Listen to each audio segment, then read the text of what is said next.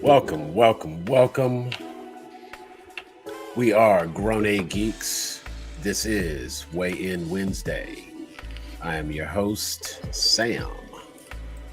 Joining me this evening, we got Linda, Splendid MG over there at Twitch TV, and Heroic Hat down below, David. What's going on, peoples? What's up? What's up? Hello. Get all of my other little streams up and going to make sure that we can be seen everywhere. Just need to know if something's going wrong or something's messing up. So I actually got to do something really fun last week. Sunday, I went to a comic and toy convention here in Conyers, Georgia. I actually live very close to Conyers, so I was like, oh yeah, I've said I was going to stop by. I was going to check that thing out, and have to say it was pretty cool. For those of you who weren't aware or didn't see it, I actually did a live stream while I was there, and got a chance to kind of post a lot of the things that I saw, a lot of the cool items that were available, and lots of toys, lots of comics. What you would expect at a toy and comic convention. Indeed. It kind of messed up if they had other things there, They have baked goods and right shovels. It was really interesting that they did actually have food. There was food available. I hope so. And it was good food too. Like, I have to say, they had burgers, and they had the type of stuff. It was at American Legion, for those who know. And they have a full kitchen in American Legion, so they had like a full concession stand.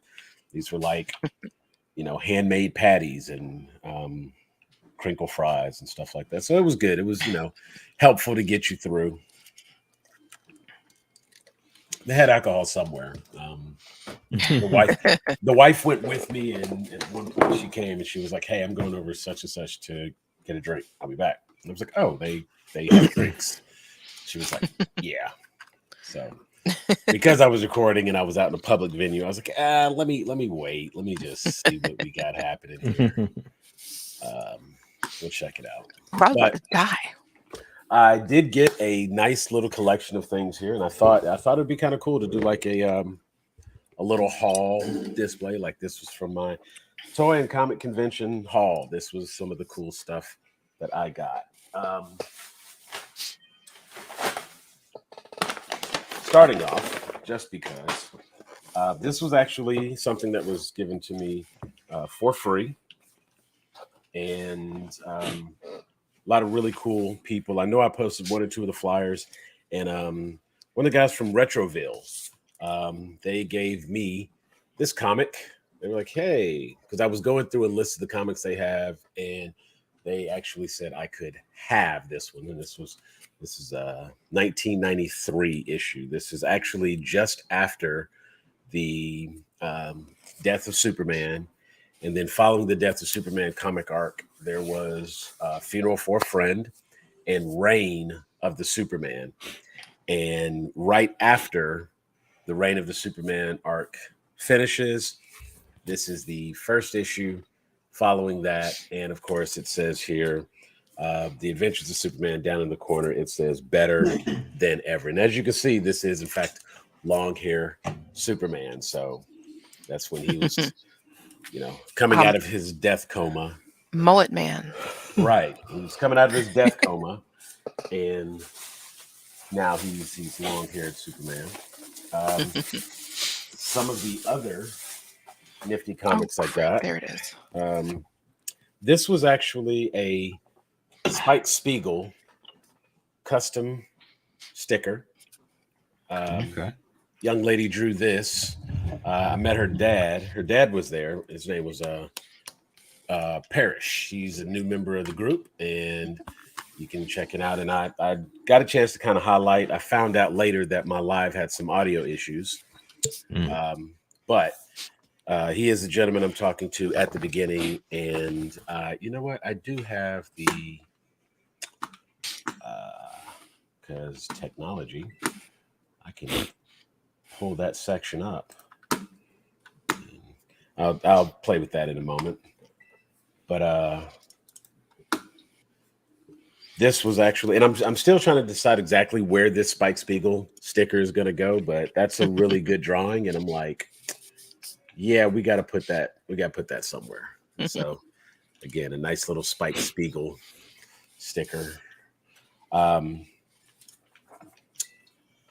Number 1, Old Man Logan. This is an issue 1, Old Man Logan. I have this full graphic novel, but I was actually able to pick up a number 1 Old Man Logan. And it's like, this covers a good bit of the full story. So able to get this number 1. This is actually going to end up going inside one of the comic protectors, because just the fact that I got a number 1, and because everybody knows I'm such a fanboy.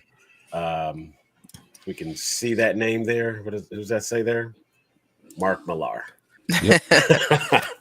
Mark Millar. So he's the writer, Old Man Logan, and he's written so many great stories, such iconic stories all around. So earlier I was discussing the Funeral for a Friend, and I was able to get the entire series, Funeral for a Friend. Oh, nice. And that was the thing that I was really impressed by the comic collectors. I mean, of course, they're collectors, so they know the importance of it. But I was able to go in and get everything. You know, it wasn't just like a piece here, a piece there. Yeah. It's like the entire set. So, and see, that's number 8 right there. This is issue 1 from Funeral for a Friend. So that was kind of nifty, and able to get all of those, each one of those issues there. So that was happy about that.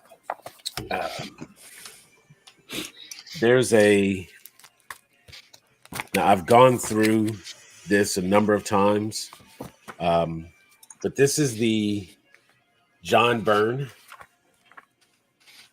retelling of the origin story for Man of Steel, and I'm trying to get this entire 6-book set.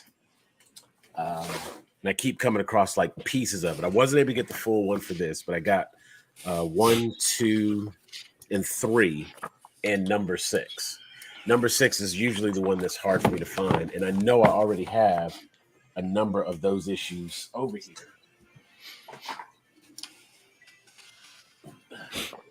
And I might already have number 6. Let's see. There's a number 1, a number 2, another number 2, another number 3, another number 3, a 4, a 5, and now I have a 6. So yay, I now have the whole collection. There it is. So being able to pick up this number 6 at the comic convention, that I now have the full. I've got a couple of duplicates here, but now I at least have one full set. So let me put this in a sleeve. Sorry, gotta take this guy out and then put that here. So 6, 2, 3. Is that 3? There's a 4, 2, 3, 4. There's 5. We just put 6 in there, and here's now number 1. So yay, we now have the complete 6-issue Dan Jurgens, John Byrne, the retelling of the. Actually, this isn't Dan Jurgens. This is Giordano. Oh wait, that's number 2. So you're saying it's not delivery? All right. Tis not. So, oh wait. So is it number 1? No, I have a number 1, but what I had there was 2 number 2s. So I need to swap a number 2 for a number 1. But fortunately, I have that, so I can now do that. So we can take this number 2 out and replace it with the number 1 that I now have. Again, makes me happy to have a full set. So So apparently number 1 was the issue. Number 1 and number 6, apparently, because I'm looking now. I have like 3 number 2s now. We will. Boom. So 1, 2, 3, 4, 5, and 6. Yes. There it is. All new origin. This is where we kind of. Yes, today is the toy haul. Today is the toy haul. So I'm gonna get that posted right up here. Yeah, so we're going from the toy show. This is so I have the full 6-issue origin story. This is basically what has become the standard for Superman origin stories now. But yeah, I've got like 3 number 2s over here, 2 number 3s, 2 number 2s, an additional number 6. So yeah, but now I have the whole set, so that makes me happy. Yay! Let's see. Continuing on. What else? We also have this one is a special issue. This is one of those like a world without Superman kind of things. And it's the same issue. It's the same cover art they use for another story. I believe it's Whatever Happened to the Man of Tomorrow.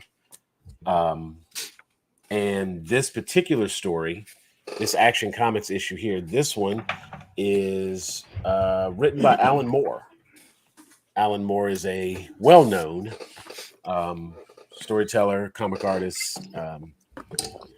His artwork is very basic, but his storytelling is phenomenal. So if you're not familiar with Alan Moore, go check out some of the works he's done.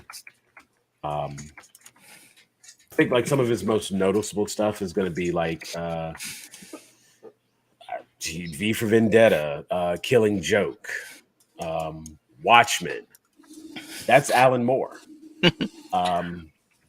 So you know, a lot of big ones there. He's also some of the other stories he wrote were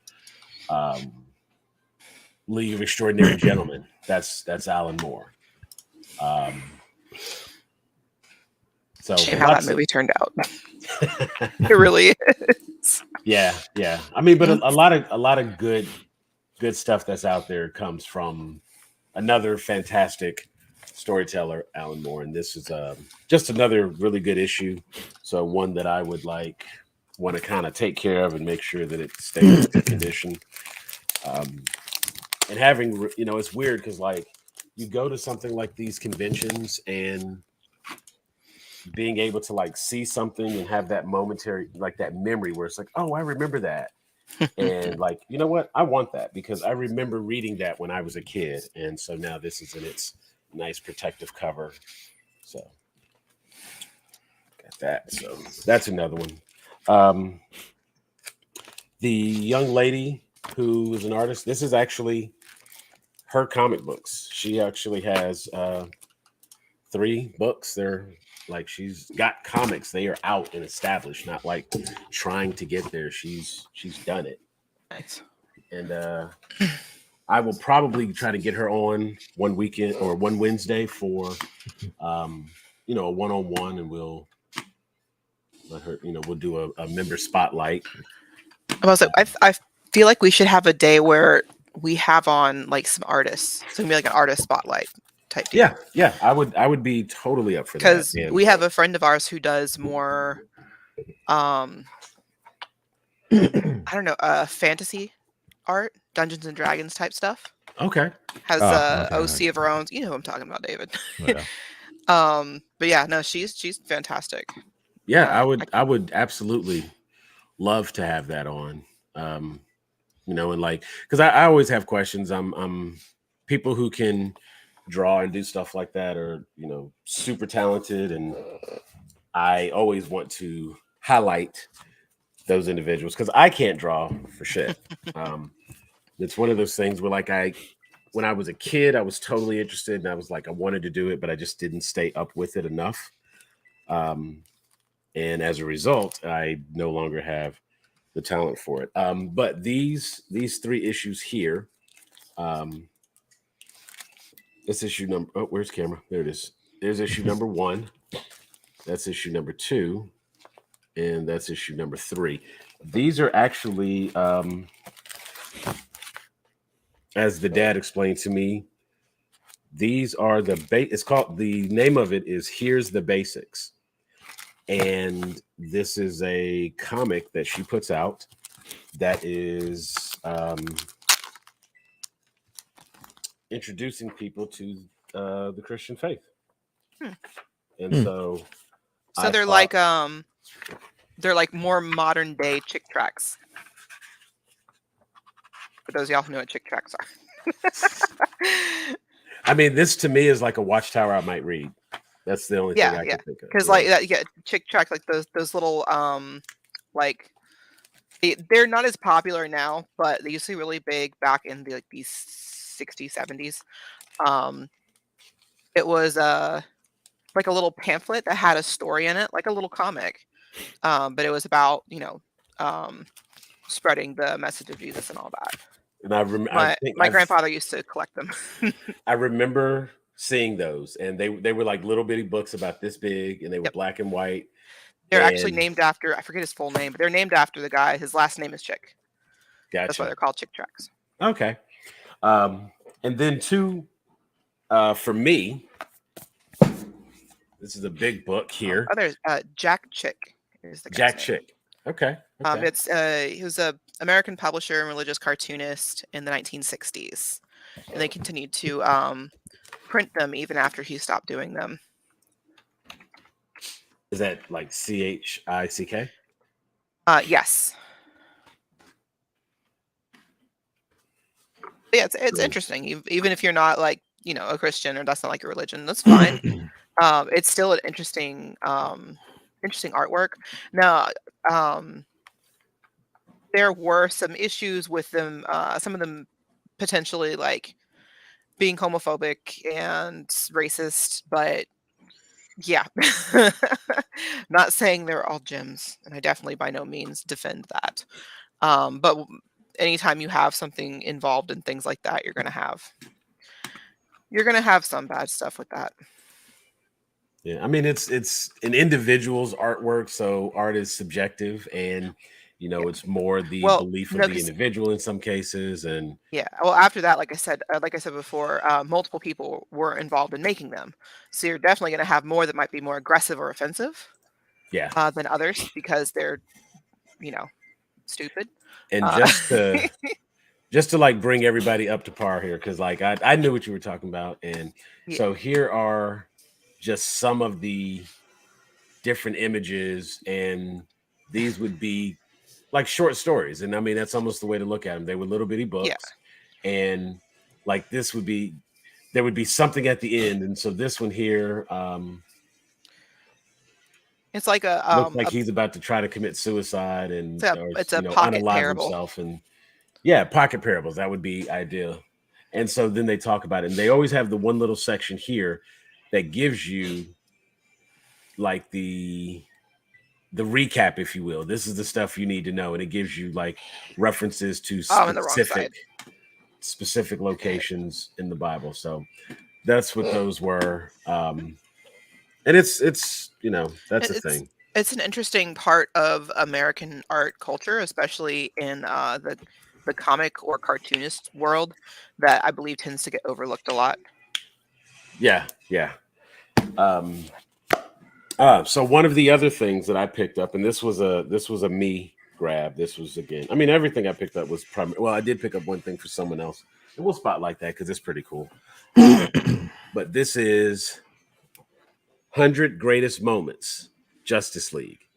And this is a collection of different stories. They talk about like the Allies, the forming of the Justice League, and they just hit the highlights of the different stories. They don't go through a lot of explicit detail. Let's see if we can show this here. But like they have lots of, okay, let's try to do it this way here. So boom. So there's like talking about JLA, and Justice League is There's another big splash panel. And so it'll have a collection from a lot of the different comic arcs and things like that, and a lot of the things that they cover. There are a number of chapters. In fact, let's hit the table of contents here. The book was actually dedicated to John Wells, but there are 100 chapters where and some of the highlights are membership, the headquarters, the aliens, the occult, the allies, the enemies, their greatest battles, team rosters, and the world needs heroes. So I'm looking forward to thumbing through this and seeing everything that's in here, getting a chance to read this big thing. And actually, just interestingly enough, while we have a moment and I'm doing some highlights, Jeff Miller, who's a regular on, one of our regular panelists or guest hosts here, he actually, when was it? I want to say back in October, I think it was. He was in town and had an opportunity to stop by. And where is... left this Ultimate Guide to the Man of Steel. And this was a book he brought me, and Jeff himself is a really big Superman fan, so for him to leave this here with me was like much appreciated. And I've been kind of read through this. Of course, it's a lot of facts that I know, but it's still Mila's really in cool. here. Yeah, I have Mila. Okay. I thought she was like hiding in the dog bed out here because Jack was like looking into it like something was sunken into it. So I was like, hold on. Now, something else I did get a chance, I actually picked up a few characters, some toys. Can't go to a comic and toy convention and just buy comics. Got to buy some toys. Gotta buy them toys too. Got to buy some toys. But I got some Star Wars toys because that was what I wanted. And just to get the very self-explanatory, obviously had to get it. This was just a black suit Superman from Man of Steel. Right. And it's kind of interesting because, of course, in Man of Steel, there was no black suit scene. So this was one of those things like, you know what? That's not a common thing. Let me grab that. It almost seems like this should have been like, Snyder's Justice League or something, but it has the Henry Cavill likeness, Movie Masters, the collectors. So we grabbed that. But I was able to pick up some Star Wars toys because, as everyone can see... Oh, you hate Star Wars, though. Right. Like, I've got a couple of Star Wars figures here. And we've been fortunate lately to have a lot more melanated characters. And so I am always interested in being able to improve upon that. So we start off with one of the best. Got a Mace Windu. This is a Attack of the Clones figurine, purple lightsaber. There's both the extended and the retracted lightsaber. Mace Windu, Samuel L. Jackson likeness. Unfortunately, no info card, but his character, for those who don't know, is Mace Windu. One of the only Jedi shown with the purple lightsaber, but I do understand there are other Jedis with purple lightsabers.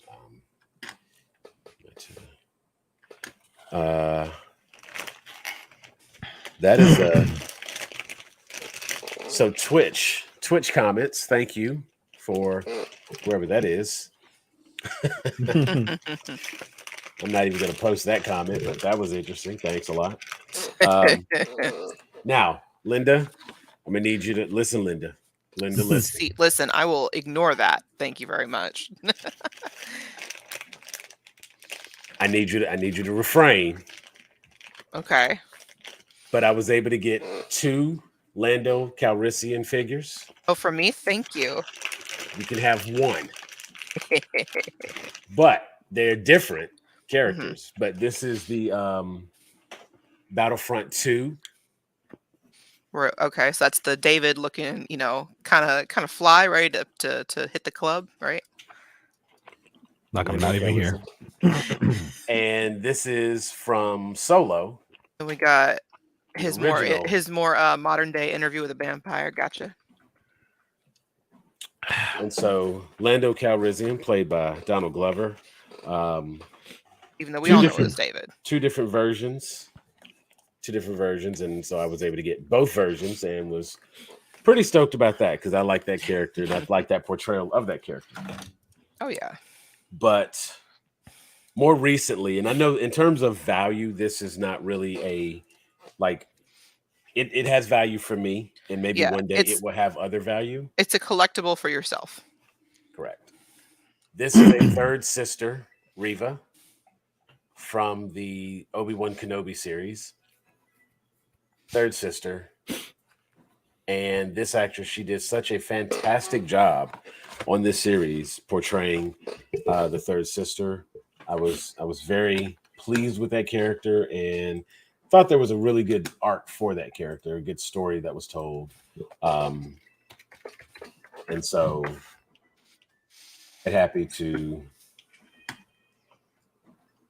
Nope, that won't. Why did this person just limit break on just a group of random enemies? I mean, granted, this is an easy boss, but still. Boom. This show brought to you, this podcast stream brought to you by Final Fantasy 14, where they get a lot of screen time. Did you know that you can play for free up to level 60, David? Do the award-winning Heavensward expansion? Yeah, blah man. blah blah. Yeah, man. All of that with Final Fantasy 14. Let's go play. Go play. That's the slogan. That's a whole little commercial. I wouldn't even have to do anything if they want to sponsor. That's already ready. So hey, Square Enix, read out the meme verbatim. Like, what's up? But yeah. So I mean, the character Reva, being able to get her and add her in. I'm looking for her pop figure still. I could probably order it, but I like to just go out and see it, and it's more fun when you come across it organically. I tend to get a little bit more enjoyment that way. So whenever I go out and I see something, oh look, they have that, and then I get to buy it, that makes me very happy. I get to do that. There was one other purchase that was made. This one was actually not made for me, but I picked it up for a friend who was not there, but I knew without a doubt that they would want this. And it is actually pretty damn cool. So I reached out, spoke with them, and we had to pick it up. This is a Marvel Studios first 10 years Legends collector. We've got Hulk and Hulkbuster. Hulk and Hulkbuster. Marvel Legends. And I have to say, this thing is damn heavy. this box. So I think I remember when we sold that, we only got 2 in for pre-orders. Yeah. And nothing else. Just looking this bad boy up online, because the price that was negotiated, moving away from the mic, the price that was negotiated was surreal, because looking this up online, you go online to order this, it's still $299.99. $299.99. And we were able to acquire it for less than half, because it's at a convention, one day in town. Either get up or get down. I get around. My little Tupac reference right there. But that was the stuff that I bought. There was so much more stuff that I wanted. But I am literally running out of room in here, and we are making plans to transport this room into another room so that I can get everything put up properly and displayed the way it should be. Just because it needs to look nicer. And because I have so much stuff that there's literally like stuff on the floors because I don't have anywhere to put it. I've run out of shelving. Trust me, we understand. See, and I don't even have like a whole basement dedicated to it. I have a room, so I've run out of room. Listen, this is not a basement. This is the first floor. Thank you very much. First floor, okay. And we have the stuff scattered throughout the whole damn house. See, and unfortunately, I can't go through the whole house. But what we are going to do, the conversation currently, is that I will be transporting everything from here into the living room. So the living room will become the display area, and I'm, for lack of a better phrase, that'll be it'll be the playroom. And I'll be moving my computer, the consoles, and all that type of stuff. All the collectibles will go into that room, and we're going to convert what is currently my office into more of a living room, so that when people come in, they can come in, sit down. There'll be TV, they can relax, they can enjoy. But when you go to the back half, that is actually where the gaming and the video games and the TV and everything. That's another TV, because we have like 5 TVs in the house. So yeah, that's the thing. So moving on. But yeah, I had a great time at the comic and toy show. The opportunity to sit and chit chat with a bunch of geeks and collectors. Just the conversations alone made it worthwhile, because I'm obviously amongst my people, as they have nothing but comics and a lot of collectibles, and they know their comics, and I was talking to them and I was asking like, hey, do you have this? Do you have that? And, they were able to go right in and be like, oh, you know what? We probably don't have that, but check. Oh, you know what? And it was great that despite all of the various, I guess, vendors, for lack of a better phrase, they were quick to say, oh, go see that guy over in the corner. Go check with him. He has a lot of this. He has a lot of that. So the camaraderie that was there, I guess, for lack of a better phrase, I thought that was pretty cool. And just a great group of people. And no telling how much stuff was probably given away free, just because, like, one other thing, new hat. And I did not have. So it's crazy, because I would be like, I didn't have a hat like this. And I'm looking over, and there are 1, 2, 3, 4, 5, 6, 7. Let's be real, Sam. 9. I have 9 Superman hats. And so I can't even say I didn't have a hat like this. I didn't have this color scheme. It's in a slightly different font, so I need it's a dark. Well, see, honestly, that's what I do with Pikachu's, and David doesn't understand. Well, see, the thing is, it's like when I try to wear my Superman hats, it's like, because it's blue, yellow, and red, it doesn't always coordinate. And then the particular blue that it is, sometimes that's an issue. So a lot of times I wear I have a black Superman hat with a silver S. That's a little bit more versatile, but I don't really like the way it fits. But my standard blue with yellow, I can wear it when I wear my hoodie, because then it coordinates. But for the most part, I have to kind of like pick and choose when I can wear my Superman hats, and that's why they get to stay there and be pretty and hung up. But this one, it's a darker navy blue, and it's like more of a red and gold, so it's a little bit more versatile, and that kind of makes me happy. Parrish Green was the gentleman that I think David took him into the bedroom. He's just on the podcast, though. Jordan, you want some? Oh no. Real quick, I do want to bring on I just want to add this one image, because David, that's Jordan. I interrupt this broadcast. Hey, Jordan, what's up, man? Brought to you by L'Oreal. This guy.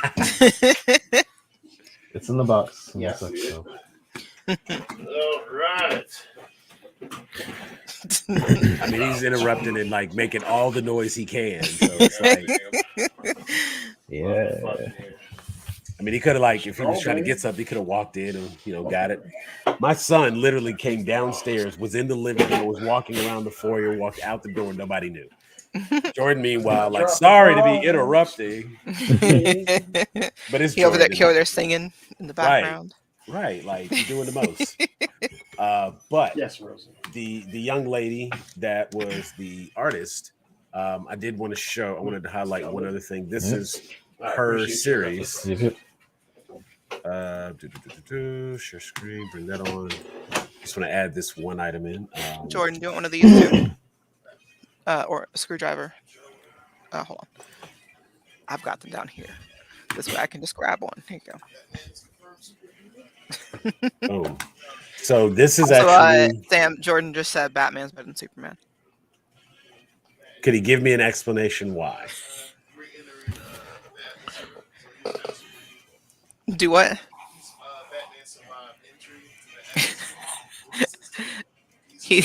Jordan says Batman survived re-entry into the atmosphere, which is his cape, which makes him superhuman. Mm. And now he's gone back upstairs. Gotcha. I'm gonna let him have that one because, yeah, reasons. But this is actually her story, DE Agents.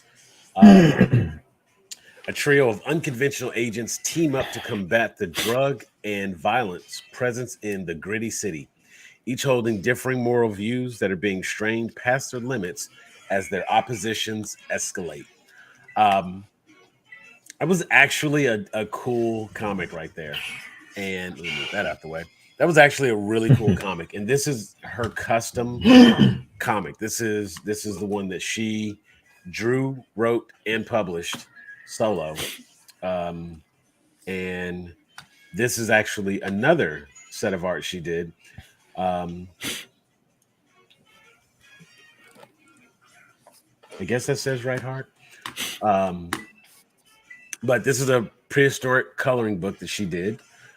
Walking in the footsteps of a once legendary knight, Beaumont is training to be the next right-hand knight to the king. In a world filled with beasts of legend, megafauna, wild warriors, and rival knights, this naive knight has a lot to learn.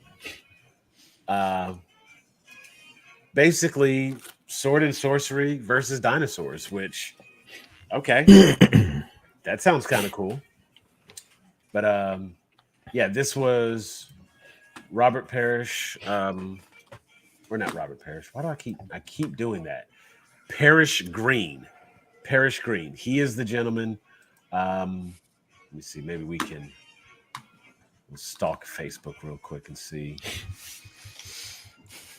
You know what? We're not gonna do that on this because we are live. Ain't no telling. Somebody go back and view and just see everything. But yeah, that's the father there, Parrish Green. I'll be getting in touch with him to go ahead and send out that request so I can get in touch with him. We'll get in touch with the daughter and see if we can bring her on when we do our artist highlight. And we'll talk with our person too. Okay. And I know Jeffrey Taylor, he's working on his comic. You know, we've discussed that, so we get to have him on. And there's a couple other artists that we know. I'm about to say, I know we have regulars that watch the show that are artists and have had jobs with that. Right, I was thinking the same thing. We got to highlight those people as well. Talk about Mr. Archer himself. Right. And he has he has a show on Twitch, and the show they do on Twitch is they get like celebrity artists, if you will. They get like guest artists on, artists from all these different shows, and you know, it's a lot of people that they have had work with in the past, that sort of thing, and they have them like right there, draw on the spot, and it's actually pretty cool. So we'll discuss that and see if we can get him on, and he can, you know, maybe bring some clips of his show, that sort of thing. Yeah, that'd be fun. But in addition, I would say just like the people who have the artwork in our group, you know, we have a variety of people who are capable of some fantastic art, and we may have to like talk about bringing them on. So a couple of things. You can look at my art of yesteryear, since I don't really do art anymore. Every now and then it strikes me, but I do a sketch or two, and it usually works its way back out. There you go. I mean, it seems like it's one of those things that, like, when you're into art, you can't really like get away from it, like, because you see art in everything because it's a thing. Um, let me see if I can find my post. I guess it would have to be about a week ago because I have since had stuff shipped and received, and it's pretty cool. I'm not going to search through this. I'm gonna just like, it's a quick way to find my stuff. Let me search me. Okay. Well, I mean, you can do whatever you want in your own house, but turn your camera off first.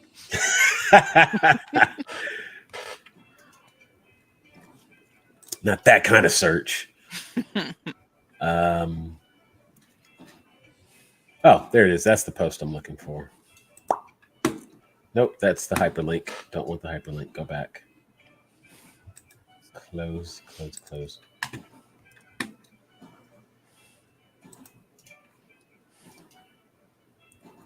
Okay, so recently I was just online, and of course, all the online advertisement does what it always does, and it sees the things that I look at. And I actually saw these glasses. These are Razer Anzu smart glasses, and it says lens bundle. It was $24.99, free shipping for Prime members. And I'm looking at like, wait, what? Now I made this purchase on Woot.com. So of course, in my mind, I'm thinking like, okay, this sounds gimmicky. Probably, it's probably gonna, like, it says lens bundle. It'll probably just be the replacement lenses or something. But as I was looking through previous orders and all the reviews and everything, it actually seems like actual glasses. And I just thought, like, Oh, how cool. Real quick, Dave, you might want to turn down the TV in case copyrighted music. Oh, can you hear it? Mm-hmm. It just hit me. I'm like, that is just loud enough. They could claim bits potentially if they go after. We'll have those. But it is couple Nintendo, little so. moments. Oh, Nintendo would absolutely be the ones to be like, take it down. But Disney would make you like take down the whole video. So yeah. Whereas Nintendo would just be like, those segments can't be played. And it's funny because if it's a just those segments copyright, as long as I agree to take those segments out, they'll let me keep the video up, and it's fine. It's not an infraction. You don't really get hit. But if they like want you to take the whole video down, that can potentially count as an infraction. So I always have to. And usually I'm just like, well, I'll just take it down then. Like, let me keep my nose clean. If you got a problem with it, take it down. But so yeah, Razer Anzu smart glasses lens bundle. I paid $24.99. These glasses are regularly $199. So fantastic deal. And let me say that very pleased with Woot for the price. And we will see, because here's the box. And it's got some weight to it. So either they sent me a shit ton of lenses, or I actually have the glasses in here. So all right, we are going to do a full unboxing. These are the Razer Anzu. It'd be Anzus. Anzus. Yes. It's they say it in Binding of Isaac.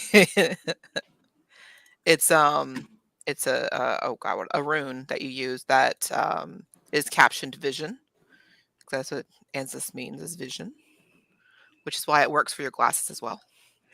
That's really well. They're missing a letter then, because it just says ANZU. Oh, well, it sounds like it's an homage at least. And that could be maybe the root word ends. Possibly.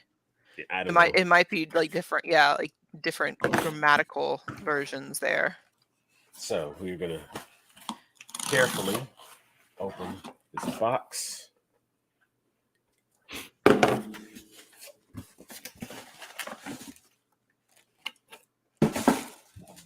All right, so looks like what you would find hanging on the shelf at like a Best Buy or something, inside the hard shell plastic case kind of thing.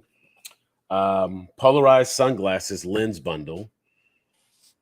So what makes them smart again? They are Bluetooth compatible, built-in. Well, here we'll read the packaging, and there's the little back packaging there. It says built-in mic and speakers, low latency audio, water resistant IPX4 design, So more than 5 does it, hours of battery life, I guess it does touch enabled. I just guess it does the, like the bone transmission for the sound. Well, we'll see. I'm not 100% sure. Because that would look kind of funny if they just had like little earbuds that just dangle from the ends. Well, I mean, it could very well just be like built-in speakers in the frame or something, because they have like thick arms. Yeah. But it says touch enabled and voice assistant compatible, plus blue light filtering lenses and more than 5 hours of battery life. So pretty nifty. But again, is that, let's go ahead and get this package open. I don't know. Am I supposed to talk about how it's packaged or something? Like, You're supposed to do some ASMR with the boxes by tapping it with your nails and. No, you're giving people anxiety. You're supposed to do it slow. God, no. Take the. Oh, wait. The bubble wrap. You gotta. Wait. We have to talk about it. Okay. Is that how? Am I doing it right? Yeah, Is that how you do it? That's it. Because you gotta pop your air packaging.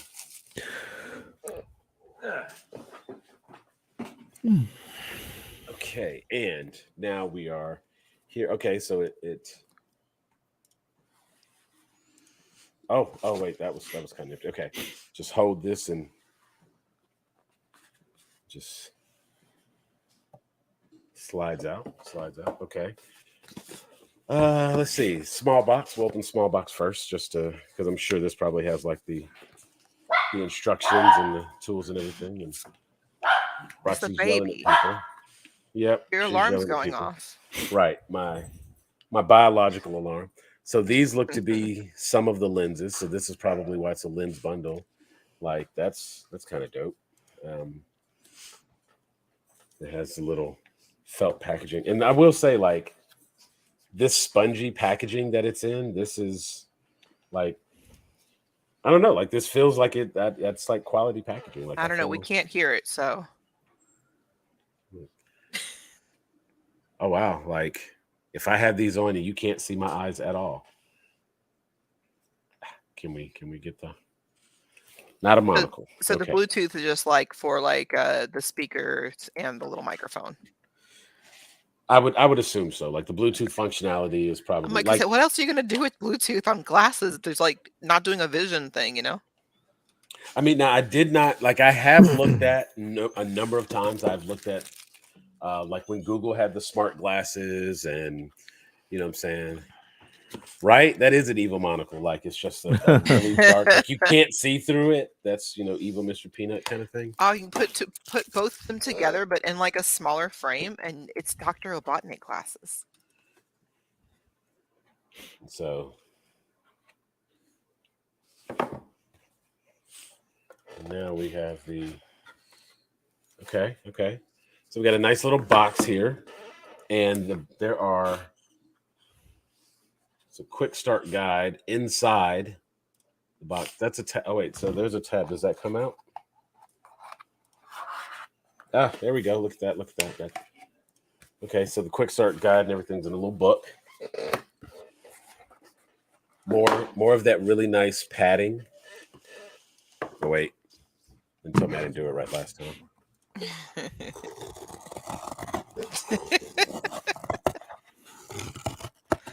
Gotta go put your press-ons on before you go into the show next time. Oh my god! Right. Let's see. I have something scrapey here. Maybe we can. Was that your?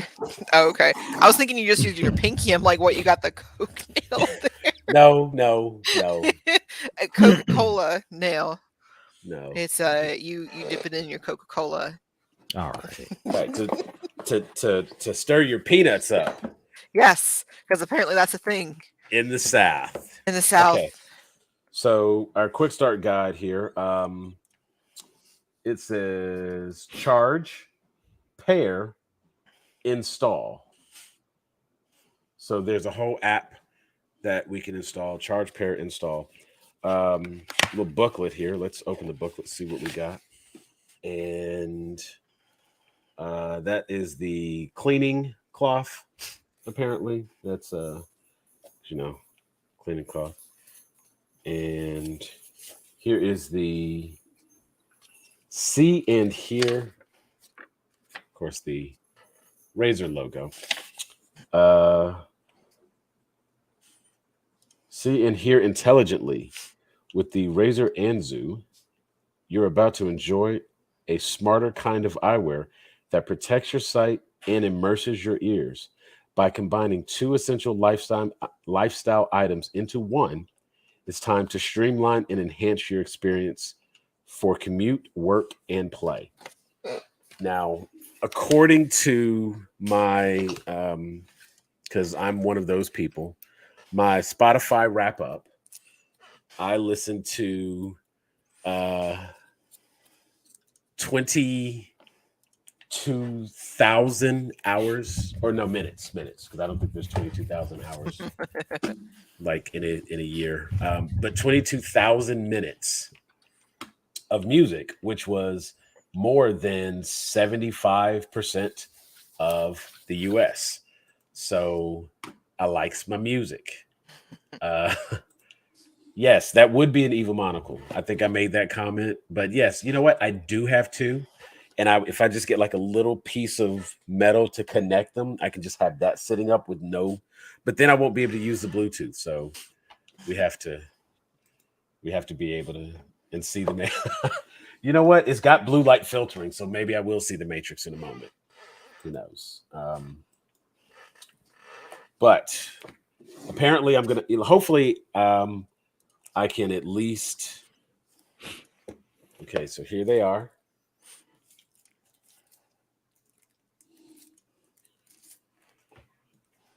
Yeah, see how thick that is on the side there? Yeah. So it appears like, oddly enough, like okay, so the speaker is here. Okay. So it is like a contact one, right? Yeah, Right. looks like it. So yeah, it's got speakers on the bottom there. So I'm going to take my headphones off for a moment.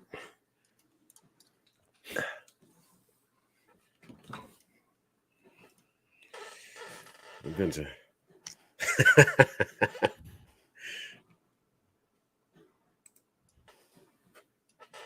Were you on earlier when I was going through the toy and comic hall? So make sure you go back and check that out. And I gave you a shout out for the book that you got me. So let's see here. That is it's not a bad look. I don't know. I feel superior and more intelligent just by having these on. It's yeah. So but it's funny because immediately I'm like, wait, David. So if I let me get the right angle. There we go. Now you can't see me. I got the angle right. Just gotta get the angle right. But yeah, these are actually now these blue light filters, this would work really well. Like I would have to change my entire setup just because I noticed that they are continuously reflecting the screens, and maybe I don't need everybody to see that screen over there.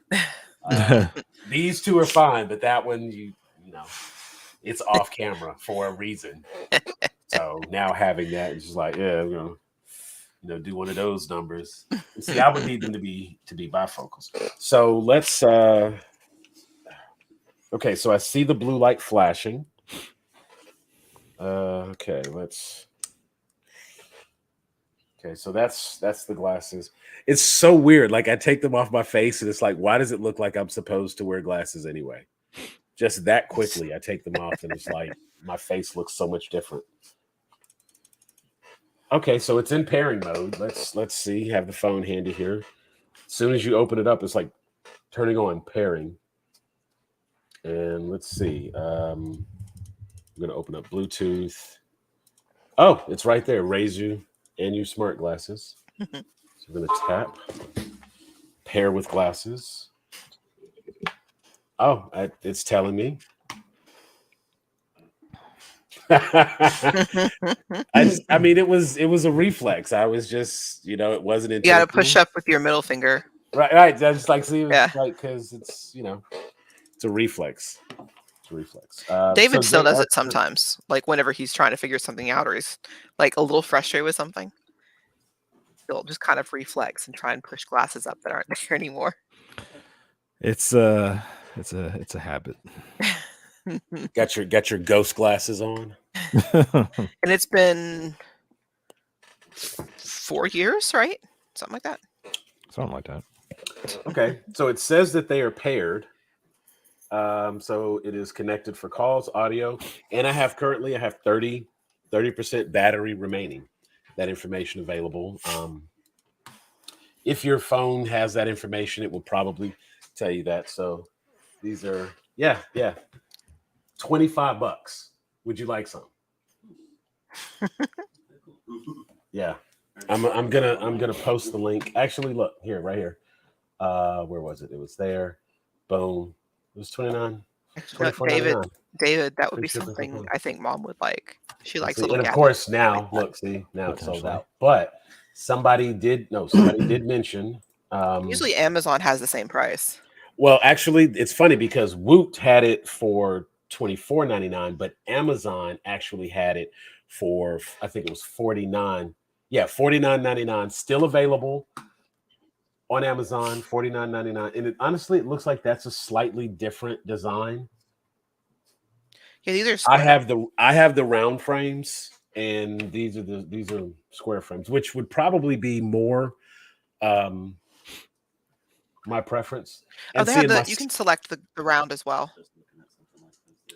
Well, when I was placing my order on Woot, did not have, they was like, you can get these. And I was like, not even expecting them to actually be Bluetooth. So It's actually Snapchat. They have some like glasses to record video. So now these are not, they don't have a camera. Right, it's just I did want the ones with the camera, but I'm not paying them. we'll just keep it 100. I'm not spending that kind of money.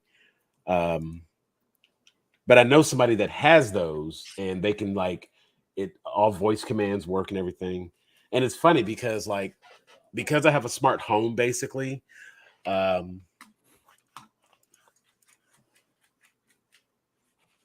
see. I'll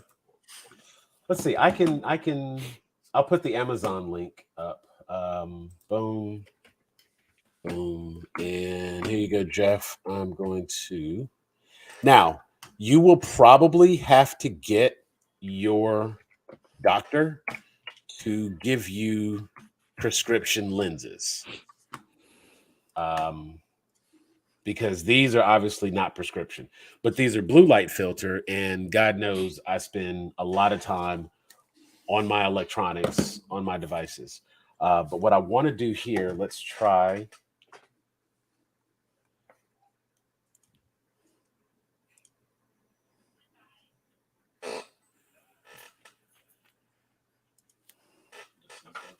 Can you hear this at all?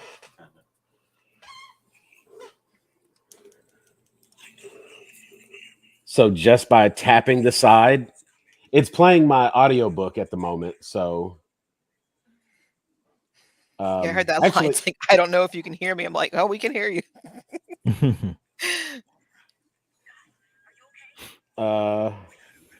So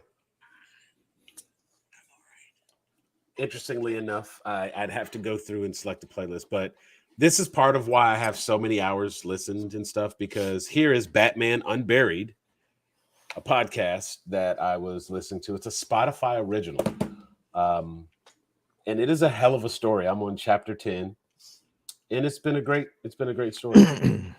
But let's see. We're going to All right, this mind you, this is the glasses. Mm. I got a little punch on it. It really does. Like I have on headphones and I can hear this. So when I take my headphones off, yo, I'm gonna tell you, like, this is so dope right now. Especially 'cause it's already around your ear. So like, Right. So it's like I can. Let's see. So we can. Okay. So apparently you can get prescription lenses. Cool. Oh crap! You know what? I just thought about that. Hold on. Damn it. It's okay. David will let you do it. Okay, it skipped track. I didn't want to do that.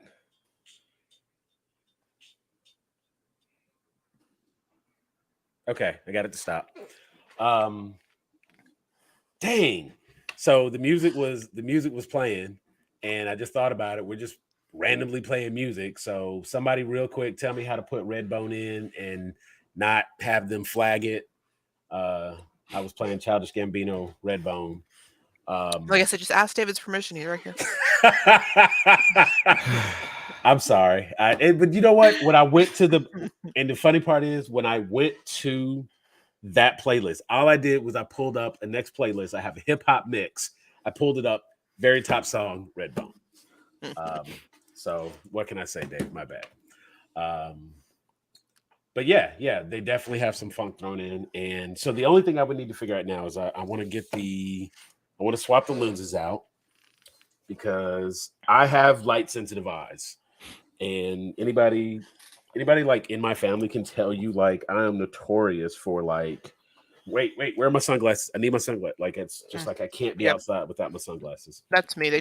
Sunlight triggers migraines for me.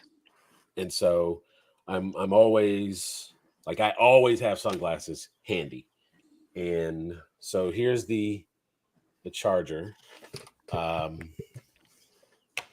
And right, Ant, I'm gonna send you $49.99, the Amazon link. Click it because we could use these at work.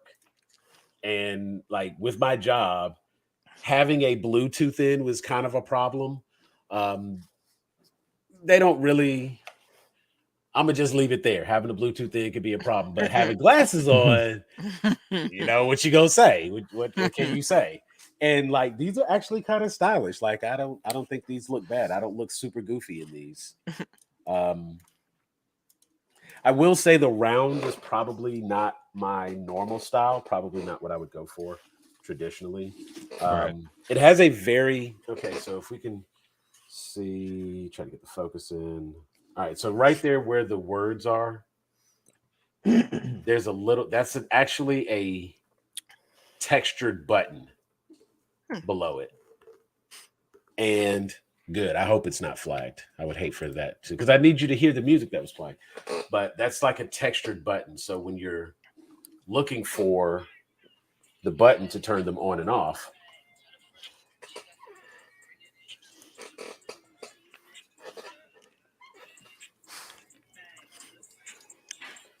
so all right. So I press this one. That's pause and play. Apparently, yep. Okay, so that's pause and play. It works really well. And if I press this one, so that's pause and play as well. So I'm guessing if I see, this is the thing about growing up with technology. You just kind of inherently know different things. So it's like, oh, a single tap is pause and play, but I bet if I double tap it,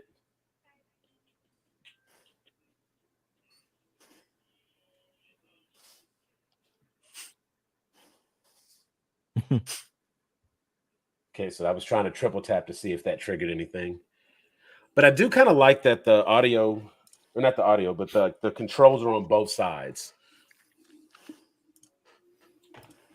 Okay, so I tap this one.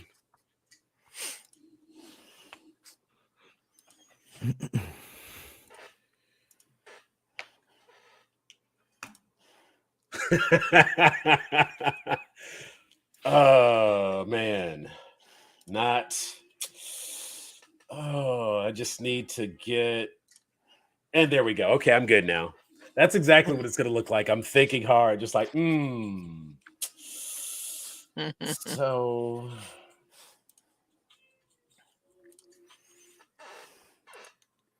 okay, so I did a double tap, and it did actually like move. So, or it skip track. Let's see. Try it again. So yeah, we'll. All right. So with these on, let me open up the booklet. Because we don't need no stinking instructions. We think, I mean, it's technology. That's what textperts do. We make it work, and that's why I'm a textpert. I mean, if it has batteries, I can typically, if it has a cord power batteries, I can usually figure out how it works. Let's see. So there's a charger. Okay, just looking through. So here's what's on the quick startup guide. It gives you like all the little. This is this. This is that, and blah blah blah blah blah. What do we got here? Thank you for choosing Razer. Protect your Razer gear today. Need to replace lost damage ports. Support Razer Care. I just got to go to the website and register because I'm sure that's a thing. Like go online, register, and get credit for them so that if there's a warranty with them and that sort of thing. Let's see. Razer audio app. That's really what I was trying to figure out. Like, where's that? What app do I need to get? So that's why we opened the book, because I just need to know what app. So we're gonna take our phone. Oh, of course. Like, let's see. Go to Play Store. Boom. Not Android Auto. Play Store. There we go.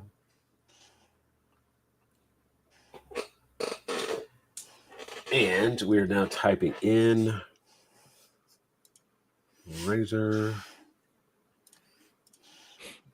Oh, and it has a specific Razer Anzu app. I wonder if there's like, if I just, okay, so we're going to just check this just for those who are curious.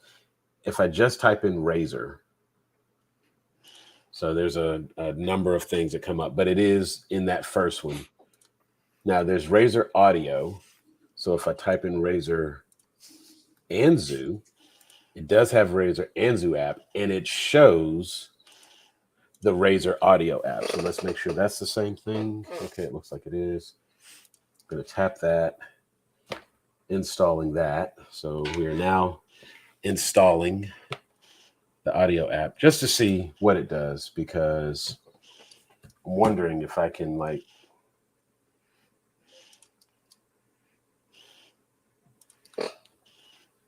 cancel.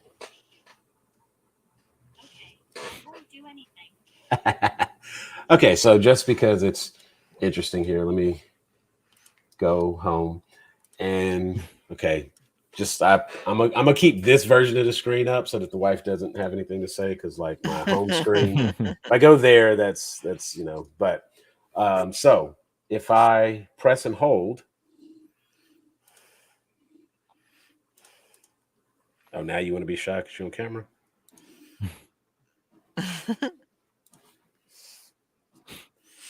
Voice command. My voice style can be changed in the Bixby settings. So I can. My name is Bixby. Hi, my name is Bixby.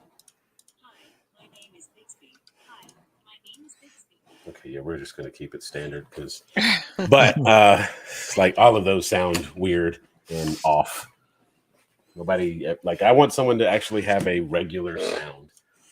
So the lens bundle, Right. I guess if you so of course the first thing comes to mind is like, now how do you swap out the lenses? That's kind of what I want to figure out and do without damaging, because I would probably use the sunglass option more. But I do like the blue light filter. I mean, because again, these are nice looking glasses. Again, like I said, probably not what I would typically consider my style, but just closing them down shuts them off. And so that's how you are able to conserve some of the battery. The charging connectors are right there on the bottom, the little gold contacts there. And this is your charge cable. It's USB on this side, just USB, and on the other side it has the little slot connectors, and those apparently groove on, and it is magnetic. So wait, get it on frame, get it in frame rather.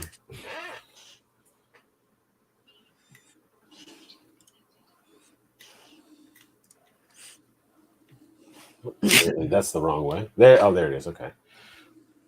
So charges like that.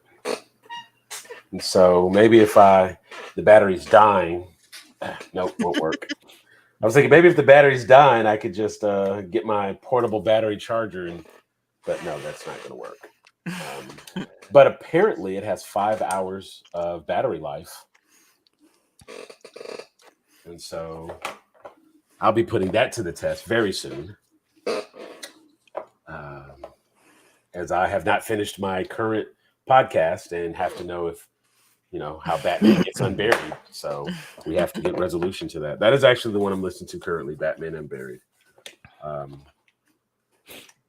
think that one might be a Spotify original. So if Spotify wants to jump on here, because we're on Spotify, be sure to click the QR code in the corner.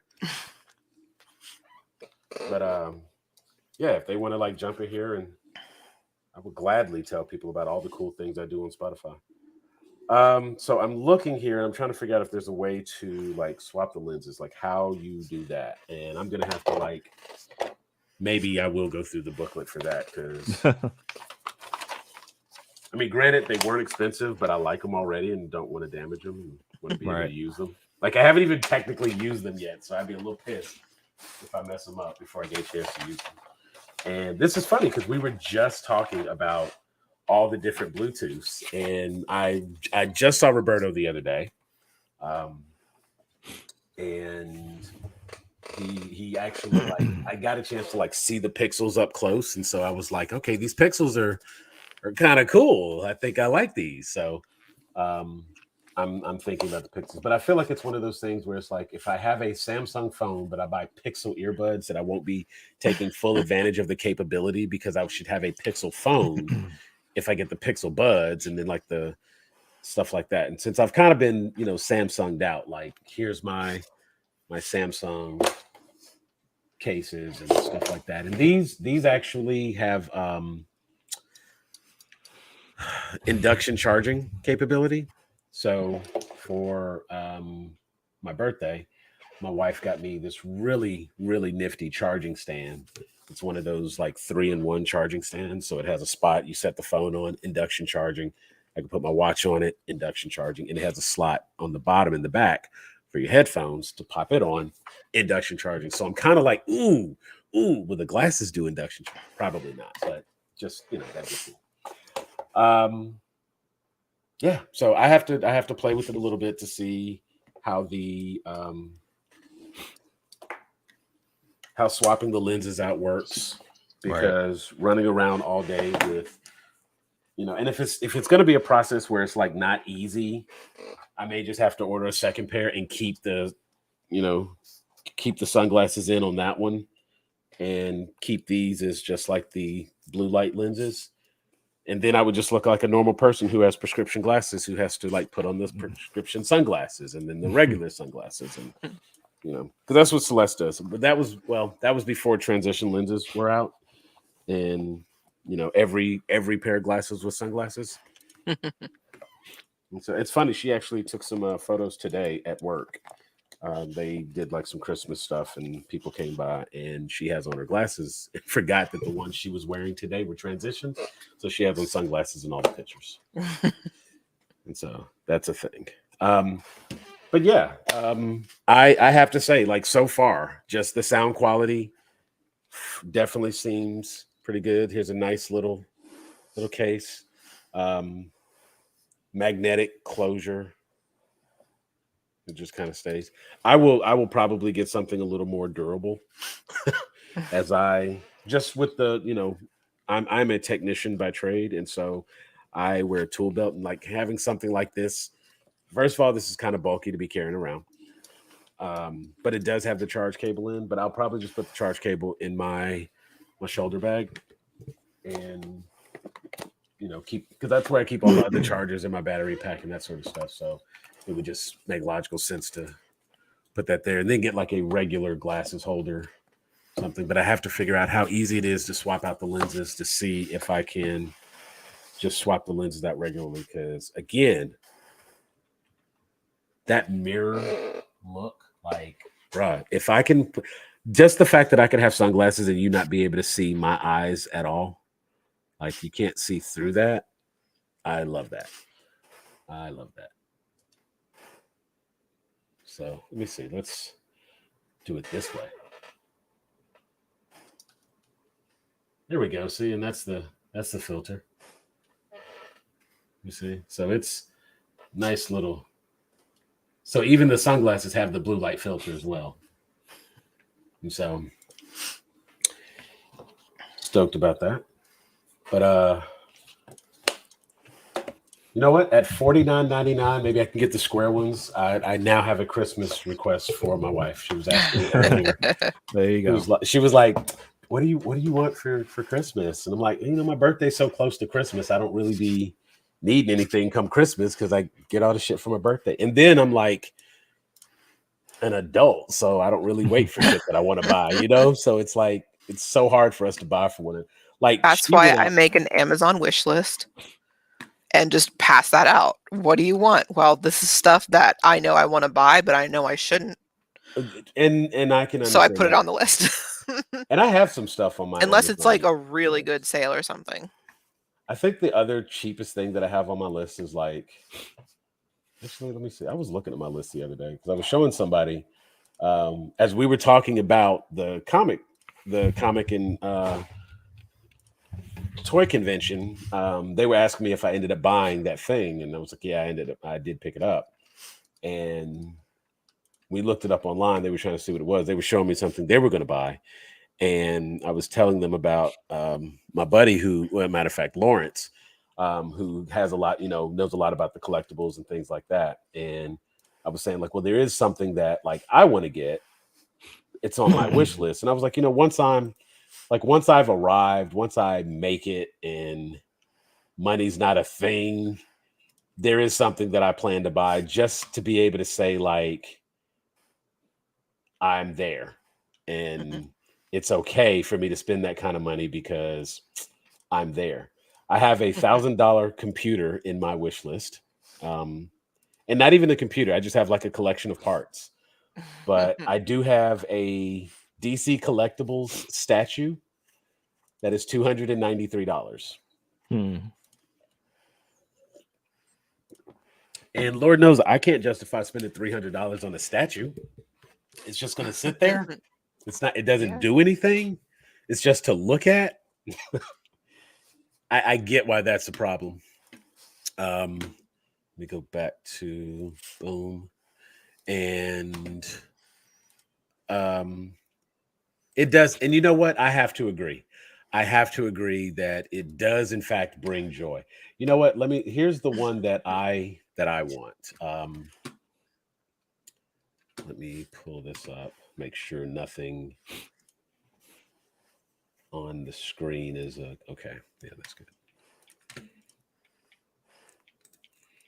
Since this is my personal Amazon, I had like, what does it show? Okay. I've mentioned I live in Covington, so seeing my zip code isn't really a problem. But boom, this is actually this is the one that I want. Oh dang, I forgot I was on the boom. There we go. Sorry guys, I didn't mean to kick y'all out. But yeah, that is the statue I want right there. And it is Dark Knight Returns, Batman versus Superman statue. Them some chunky boys. But they were chunky in that particular comic. They were. It was the Bat flag. Right. And see, this is actually Frank Miller. Another big name. You know what? I think I might have said, did I mistakenly say Sin City when I was talking about Alan Moore? No. No. Okay. I just wanted to make sure. I just wanted to make sure I didn't, because I know I was trying to like recall Alan Moore and like some of his stuff, and I know I mentioned Watchmen, V for Vendetta, League of Extraordinary Gentlemen, and I think in my head I was saying Sin City, but I knew that wasn't right. Maybe that's why I didn't say it. But Frank Miller, big fan of his also, and this is actually one of the best comics in my opinion. This is like a top 5 all time. Dark Knight Returns, the Superman versus Batman statue. That is just a dope ass statue. And yeah, I can't really explain. Like people are like, why do you want that? Because I want it. I don't know. It's just like it's cool. So just let that be a thing. And there's some other ones that I've seen. There was a Captain America one. Here's another version of that. Actually, no, I think that's the same one. But yeah, that one just looks so, I don't know. That one looks different. No, it's the same one. Okay, that's the DC Collectibles. That's the same one. It just looks weird right there. But there was a Captain America one that I saw at one point, and it was like that bad boy's like $400. But they have some other ones. There's some other statues that are man, these things can get pricey. Okay, they can like really get up there. And like, here's one. Just look at this. This is $399. Batman crazy. versus Killer Croc. Yeah. And yeah, that's the thing. That's the thing. So we will stop sharing that screen. Let me click.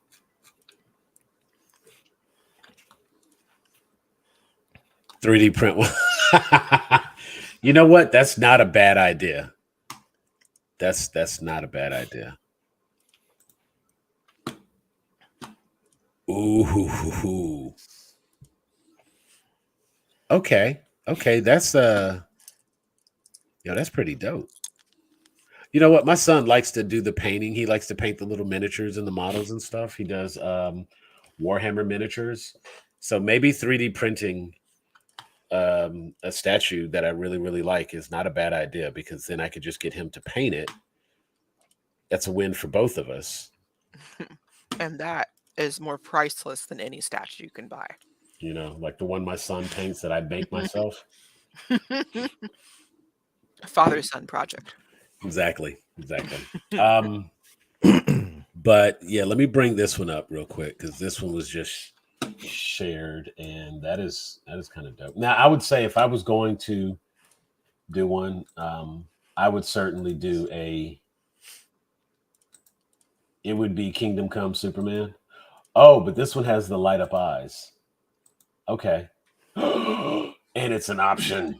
Hey. Wait, I'm sorry. Let me show what I'm getting excited about here. Like, I was just like, oh, okay. So here's the thing. And apparently, like, painting skin in just 5 minutes. So maybe this one doesn't have light up eyes, but it's got like, he's got the red, of course, not X-ray vision, but heat vision. And so, but obviously it's a thing where like, here's a couple of different versions. There's like the old school S, the classic S, and look at that one at the bottom. That is actually the Kingdom Come S. And somebody has the whole Kingdom Come art. I was like, oh, look at that. So that would be the statue that I would want. And that is a 3D print model. Hell yeah. You can print it. See? Yeah. Or you can even just print just his head.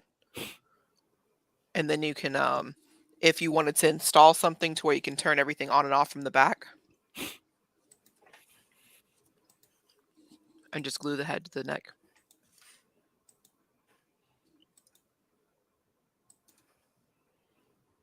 Huh.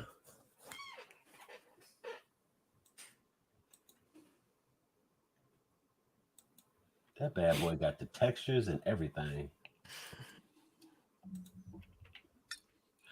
So we're gonna have to do a whole show on 3D printing and shit.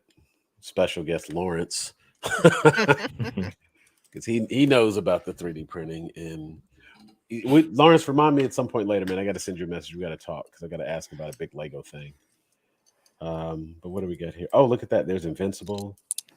Is that Poison Ivy? It looks like Poison Ivy. There's a Wonder Woman. Yeah, that's a Poison Ivy. Okay, pretty cool. Pretty cool. CG Trader, and then of course you just type in what you're looking for. 3D model at scale.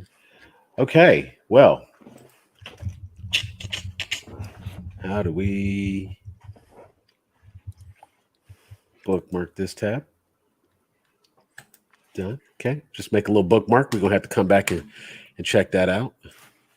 And all right, cool. So that's a show. One Wednesday we will have to set up and plan for, because I know we have a couple of people, like Lawrence has talked about some 3D printing in the past, and we've had a couple of people who have like gotten into 3D printing as a result. And maybe we can get on and talk about like best 3D printers to start, budget 3D printers. And of course, it's always good to share resources, like where could you get the different things you need for 3D printing?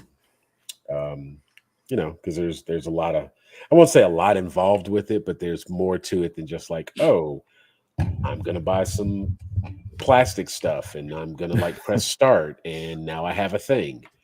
There's steps to it. You have to paint it. You know, it doesn't come out in the final form. You know, you get the base and you have to work with it.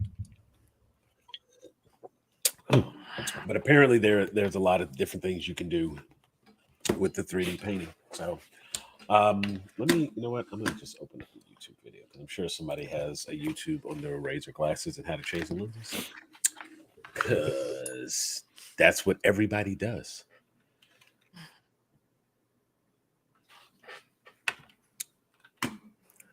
That's really cool. Okay. So Vista has some really cheap ones right now if you want to dabble. You know what? I'm pissed off. I didn't get the monitor I was looking at because I forgot. I was watching it, and so last show, you know, we were talking. I'm trying to upgrade my center monitor, and because I want to set it up so that since it is in fact a gaming computer that I use, my boys actually come and sit and they play games on the computer. We have the Xbox, and you know, but also like since we have Game Pass, there's PC Game Pass. So there's a lot of free games that you can play on PC, plus everything that you can get on Steam and Epic Games and blah blah blah blah blah. So it's been like the way my desk is set up. I just like having the 24-inch monitors. I have two really really good monitors, and again, courtesy of the homie. These Asus monitors are like so dope, but the system is downgraded because of the TV that I have in the middle right now. I just need to go back to my standard 1080p monitor because this is a 720p TV and it's just like really shitty to see that in the middle between. I mean, you talk about a crap sandwich because I have a fantastic monitor there, and then this thing. But it's like so time consuming to swap everything out. So I like have to make it a point to do it at one day. But I'm just thinking I should just upgrade this monitor. And if I can get like a halfway decent monitor in the middle, but of course it's like I want a bigger monitor since we do use it for gaming. And if I can make the primary monitor the big one and have two decent monitors on the side, that would work. Thought about just, you know, like getting a 42-inch TV and have it wall mounted and just have the two monitors below. But then I don't want to be sitting like this the whole time, because it's up there. So it's a struggle. But yeah, I'm fortunate to know the people that I know and have some amazing friends, present company included. And Excluded. Okay. I had to catch it because I was like, I mean, since I was saying something positive, because normally, you know, you say present company excluded because you're talking about something, but like, you know, married people suck, present company excluded. You know what I'm saying? Like, but it's like, wait, no, I'm wanting to include them in this but yeah, like, you know, I've got some really good friends, and so I have the option sometimes to get my hands on some really, really, really good things at really good prices. So I've gotten to the point now where it's like, I like nice shit, but I'm so cheap now because I know I can get it for less that I miss out on stuff because I'm just like being too cheap. Like, yeah, you want $30. Best I could do is 25. Like, It's like, bruh, this is a whole like 55-inch smart TV TCL Series 5. I'm asking $50 for it. Is that the best you can do? 50, like, I mean, but you know, like, do I need it though? Do I need Well, it? I guess if my kids don't want to go to college, Right. You know what I'm saying? Like, oh man, you know, guy down the street's got one for 45. I could do 45 and I can walk away like, right now. yeah, like I'm not, and it's like I just be missing out on good ass deals because I'm just like extra cheap for no reason.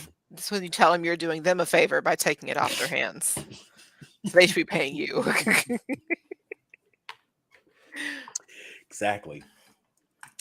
So, but no, I'm gonna get my hands on a really good monitor. I'm trying to find something like mid range. If I could get like, I could get away with the 27 because monitors are like really thin as far as the bezel around it, whereas a TV has like this huge ass bezel and stuff. So it's like it takes up way more space than it needs to because of that. But it's like, you know, maybe a 27-inch. I'd really like, honestly, my ideal scenario is to get like a 32-inch gaming monitor. I just can't bring myself to spend that money. Like, I can't do it. I'm just like, nope. I see the prices on that. I'm like, you what? How much? Nah, it ain't that serious. It's not even that serious. Like, I can't justify that. So I don't sit at my desk enough to justify that. And if the boys ain't chipping in with their contributions, then it's not a conversation. But that is that is my haul. I've got some good stuff here recently, got some cool stuff. And truthfully, I spent so very little at the when you put them on, it says powering on, Bluetooth connected. So I just want to see, like in terms of comfort, you know, it's a thing. So, what I should do, you know what? That's the thing I'm gonna do now. I gotta find my. Actually, do I have my Bluetooth adapter in? Let me go to this screen. I can see it over here. Oh shit! I still got full screen on. So I wonder if I could pair. Yeah. Oh hell yeah. Okay, so let's do this. Add a Bluetooth device.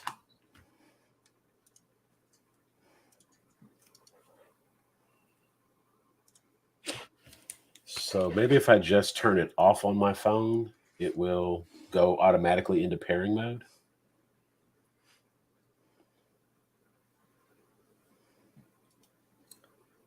Unpaired device. Okay, disconnected. Oh, yeah, it goes to pairing. Add Bluetooth device. What are the options? Okay, there we go. Razer and Zoom smart glasses. Because, like, let me tell you something. If I compare the computer to the damn glasses and just have my, all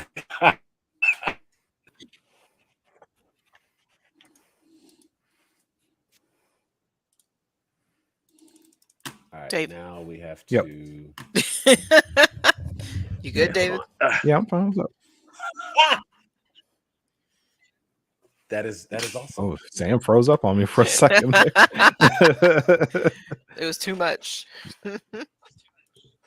So, like, the fact that I can just hear you all here now is great.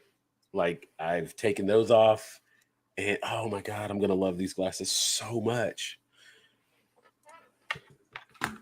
That is so cool. Okay, yeah. So then, you know what? There's just nothing like, I think the best feeling in life is wanting something, getting something, and being happy with the thing you got. You know what I'm saying? Like, that's just a good feeling, whatever that thing may be.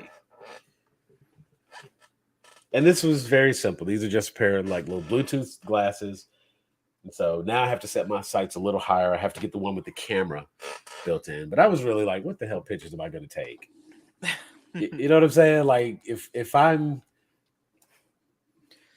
there are no, how do I say this? I was like, that sounds like a good way to get arrested.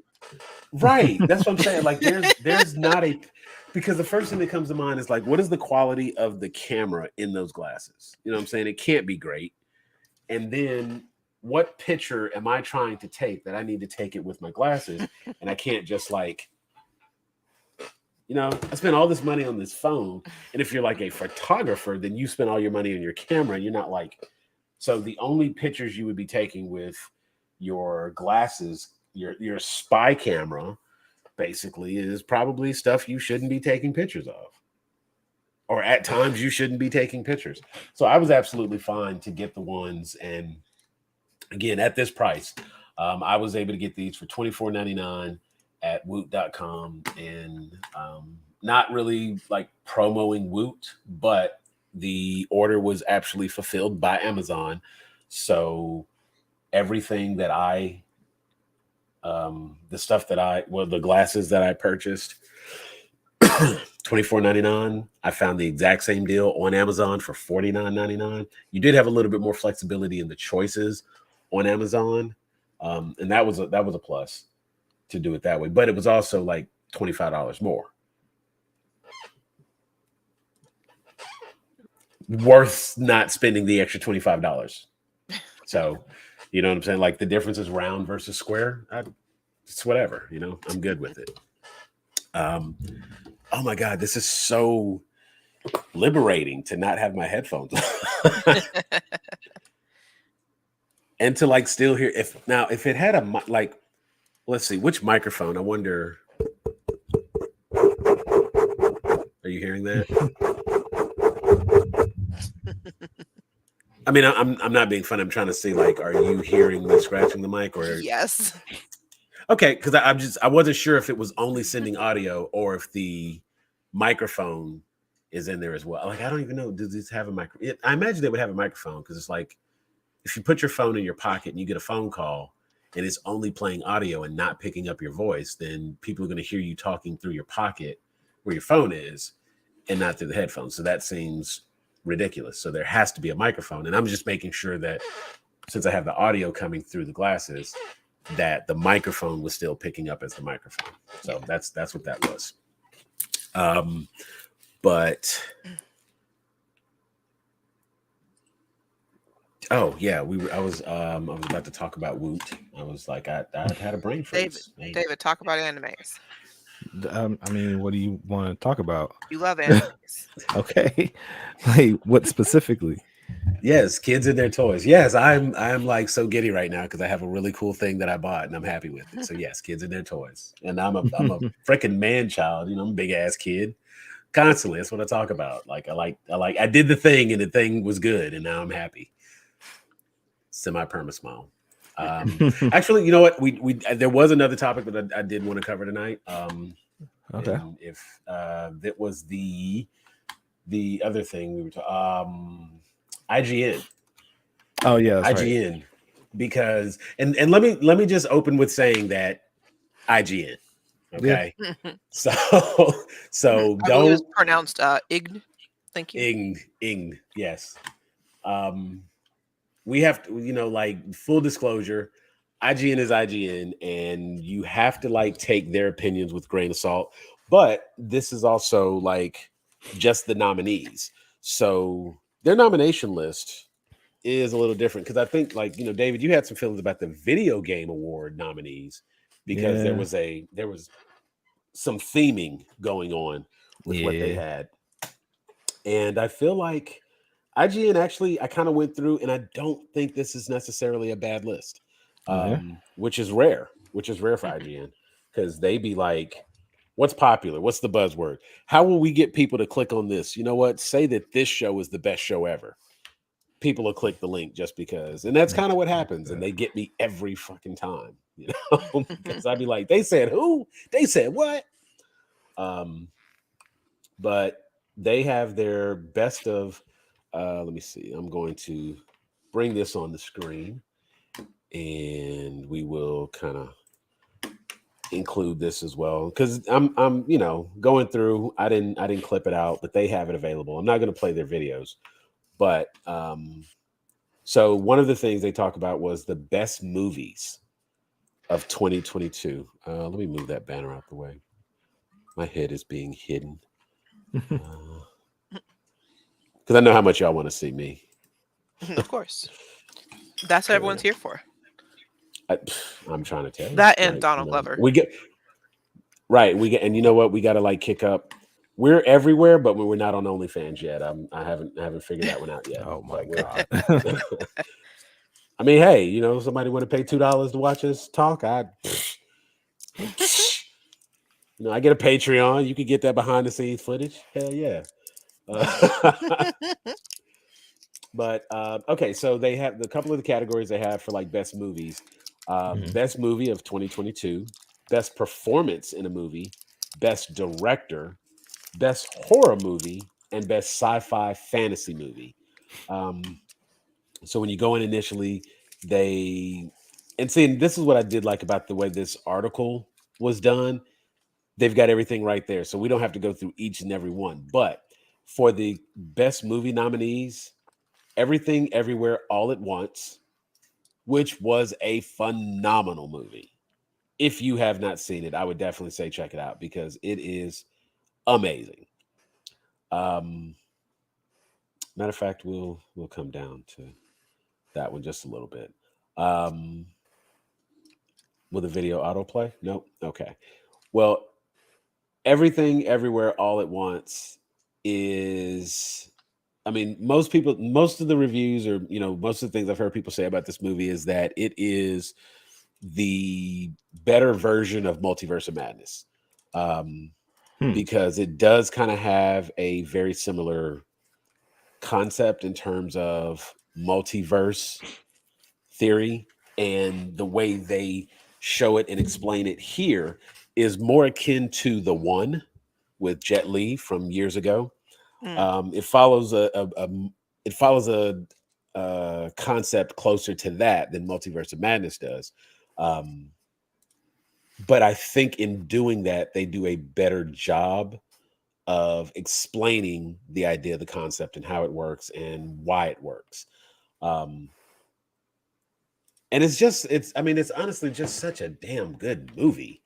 So you just have to kind of go with that part of it. And Michelle Yeoh is like, please give her flowers now, all of them that she deserves, because she been in the game for a minute, and you know it's not like people don't recognize her and people aren't, you know, acknowledging how talented she is.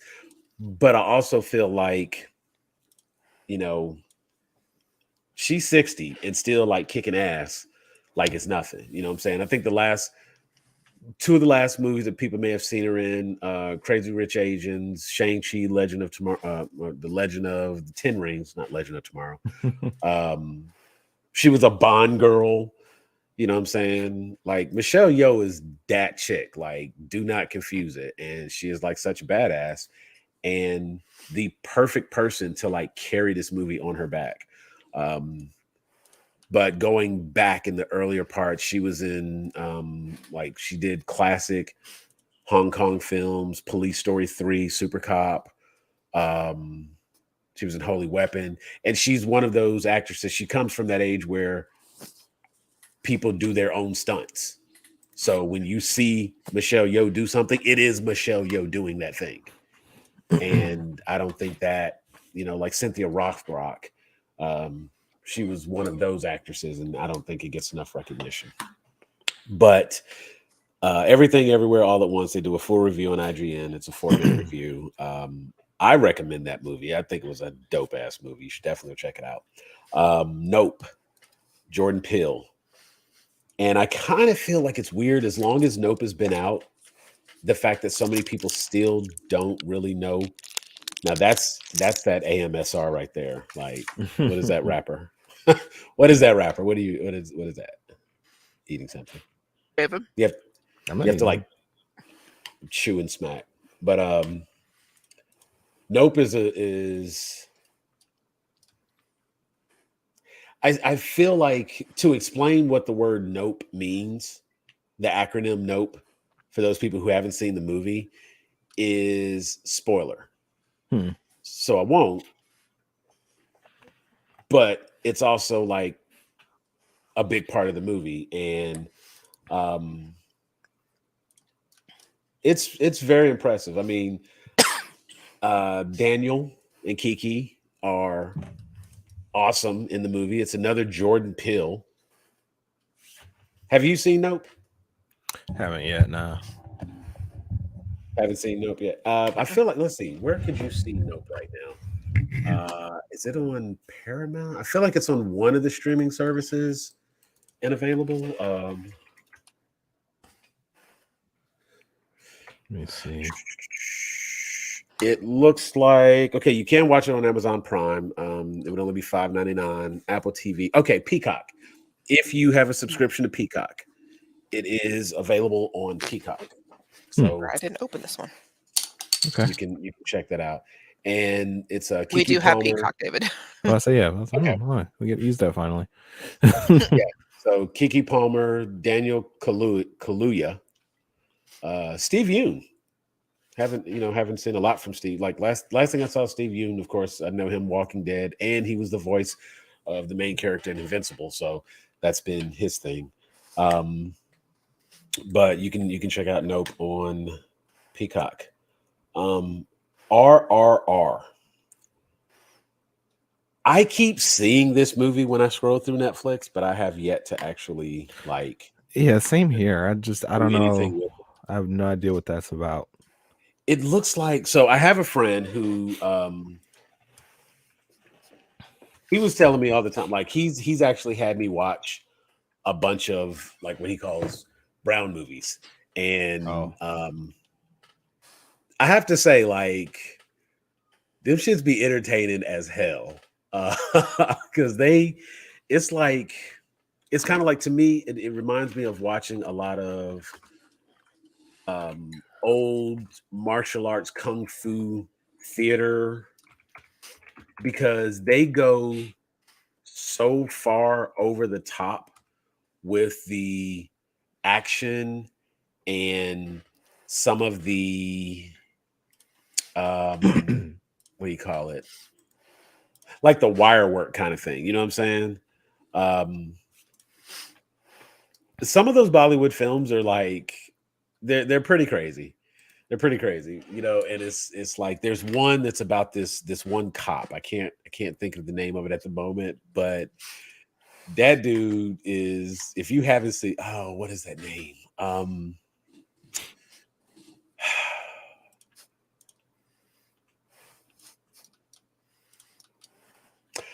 You know what? You could literally just pull up any YouTube clip of like Bollywood action movies, and you're gonna see the clip of this guy. He's like a police officer, and he like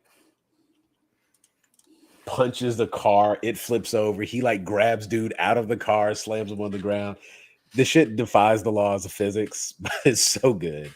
And it's entertaining. You know what I'm saying? You watch action movies for action, and it's definitely got the action there. From what I understand, RRR was another one of those movies that just has like that kind of action. And I don't know exactly what the basis of this film is. I've not seen RRR, so it will probably make my list, as it is being looked at as a contender for movie of the year. That is saying a lot. Right. And I mean, even if it's IGN that's saying it's considered movie of the year, they only have a handful of them up here for it to go past all the other movies and be considered. I definitely want to check that out. Also, The Batman. We've done a full review on The Batman. You can go to our YouTube channel, click the QR code there in the corner. But that'll take you to our YouTube channel. You might even be watching this on YouTube. And if you are, you can go back and look through, and you'll find Denise and I did a full review of The Batman. I was definitely very pleased with the movie. It is something a little different. Loved Paul Dano as the Riddler, trying to dive in a little bit more. And it's weird because since we've already seen the Riddler on film, that was Jim Carrey, seeing a more realistic take on not only the Batman, Selena Kyle, but also the Riddler and Penguin, Jim Gordon, has kind of been the same through every version. Like, we've never really gotten a comic. Well, actually, you know what? I take that back because the Harley Quinn animated show, that Jim Gordon is hilarious. So that's a different That version of Jim Gordon has some problems. Right. That Jim Gordon is hilarious. So maybe that's a different take on Jim Gordon. But you know what I'm saying? Like this one, it is a fantastic story. All in all, good movie. There were some things that could have been done better, but I am not displeased overall. You all did see the Batman, right? Oh yeah, Yes. Fair assessment. yeah. Had some things that could be better, but not displeased overall. It was okay. Okay. It was a little I more mean, I don't- underwhelming than what I would have expected. Okay. See, and I don't want to speak for you. Be like, we love Batman. You know, like if it was underwhelming, like say that. That is because this is a contender for movie of the year, and I'm Yeah. like, I don't feel like that is. I think that I was- they could have gotten a better actress for Catwoman, but I think they could have done better with the actress they had. I think the character Catwoman in that movie was interesting. You know, Well, like, they the although they actress didn't was make her damsel in distress, that character was kind of unique. yes. I think a better actress that wasn't so wooden could have played a better version. But see, I feel like even her woodenness was fine because you get that she's like kind of shut off and shut down and closed off, and you get where the trauma comes from and why she's kind of just existing. But I think a lot of that stemmed from the way they wrote that character as a whole. It had less to do with the actress, and I don't know that any actress could have done anything more with that version of Selena Kyle. She was boring as hell because that character was boring. She was involved in everything, but we didn't really get anything interesting until the last little half. You know what I'm saying? Like that last little bit there is when it was like, oh, there's the twist. Now you're like interested and invested. But prior to that, you're just like, okay, she is nothing more than plot device to get us from point A to point B.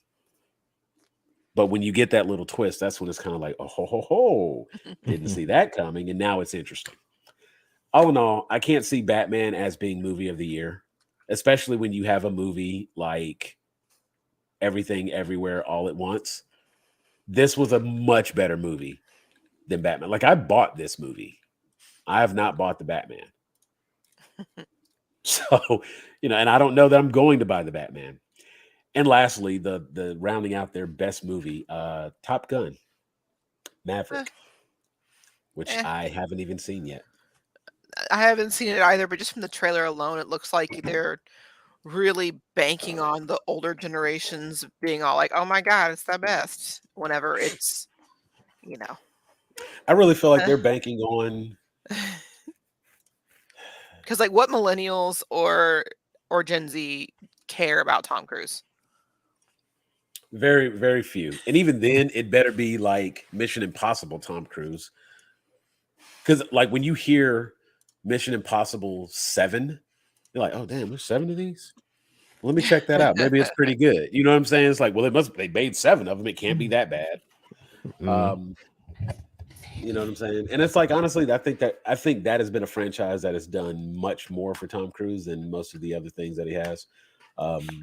You know, and it puts it in the same category of like the people who are going to see Fast X. You know what I'm saying? Like they made 10 of these bitches. It can't be that bad. You know what I'm saying? Like it can't be that Plus bad. spinoffs. Right. But at the same time, it's also like you kind of got to understand that, like, well, they made 10 because y'all keep coming. Yeah. So it works together, but they accepted what it is and they've gone that direction, which is why it keeps working. I don't know that remember the Maverick last is doing time that. somebody asked me to see Top Gun proper. Like I don't, Right. much less Maverick. What? Nah. But I do believe again, Top Gun is one of those that it is available currently on your various streaming platforms. For the ones that I think you can buy it on other platforms, but it is also like included with subscription on one of them, and I forget exactly which one it is. But I think that one might also be Peacock.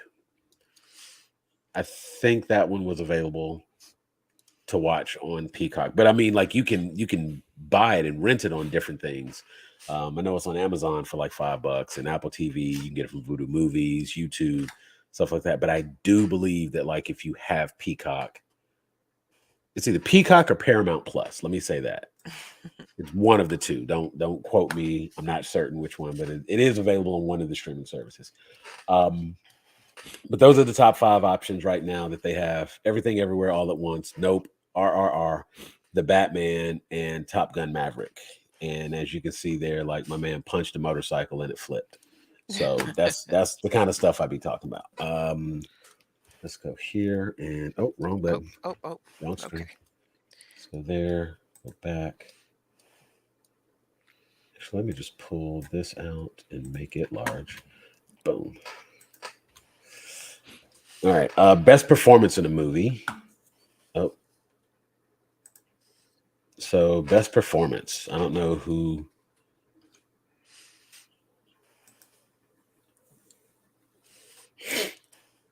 Amber Midthunder. Although not a bad performance by any means, I do feel like I liked Prey. It wasn't bad, but I do feel that like I am just really shocked by people feeling like that is the best Predator movie, et cetera, et cetera. And I do feel like there's a little bit of pandering going on with that. So I am curious. I wish her the best. Good luck, Amber Midthunder.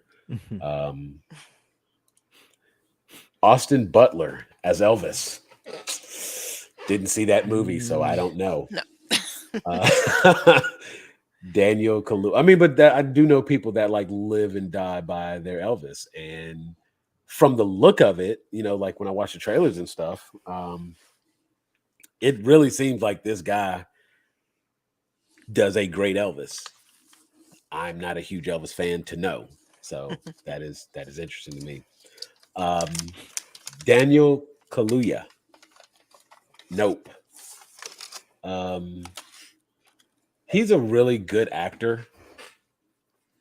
I started like really paying attention to him as far back as Black Mirror, and then of course in Get Out, and now in Nope. He was in Black Panther, so you know he's made the rounds and he's getting there.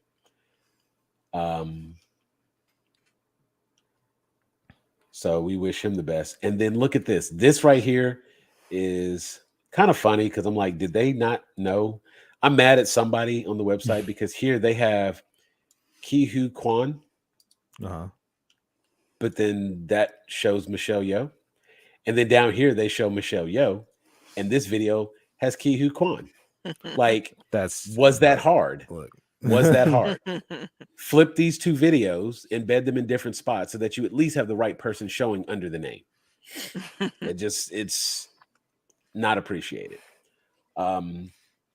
But yeah, Ki-Hu Kwan had actually moved out of Hollywood, wasn't doing anything for a while. Most people will remember him. It says here, most known by fans as a beloved short round from Indiana Jones. No, most people remember him as Data from the Goonies. Get it right, you quack. But he was in both. He was in both Indiana Jones. He was, in fact, Short Round. And Short Round actually had his own theme music. There's just a little piece of movie trivia that you may not have known that I, for some unknown reason, seem to know. But whenever Short Round is on screen, he has a different music that plays than the Indiana Jones theme. It's a variant or a version of that, but it's specific to him. And so it's actually pretty cool. I've been going back doing the Indiana Jones things after watching that trailer because I'm kind of excited for the new one. But yeah, both the leads in Everything Everywhere All at Once. So when you have one movie with two people up for best actor and actress, how are all these other movies being considered as best movie? I think it's a no-brainer. Clearly, Everything Everywhere All at Once, even by IGN standards, has to be the better movie because it has, because like if you don't have one person from each of your top 5 movies, what are you doing? What are you doing? Like Tom Cruise ain't on this list. Ain't nobody nominating him for best actor. You know what I'm saying? Like it's self-explanatory to me, and I really feel like they missed out on that. Then we got best director horror movie. We'll you know what? We'll just go through the list. I don't really do horror, but Barbarian, Nope, Scream. This is actually like, is it a revisit? I don't even know what to call it. I don't know. I Ooh, never got Black into Phone. Scream. Black Phone was really damn good though. That was a damn good movie. Black Phone. Yeah. And I don't know what this movie is, X, but Yeah, I do yeah. know one thing that is pretty cool about X is that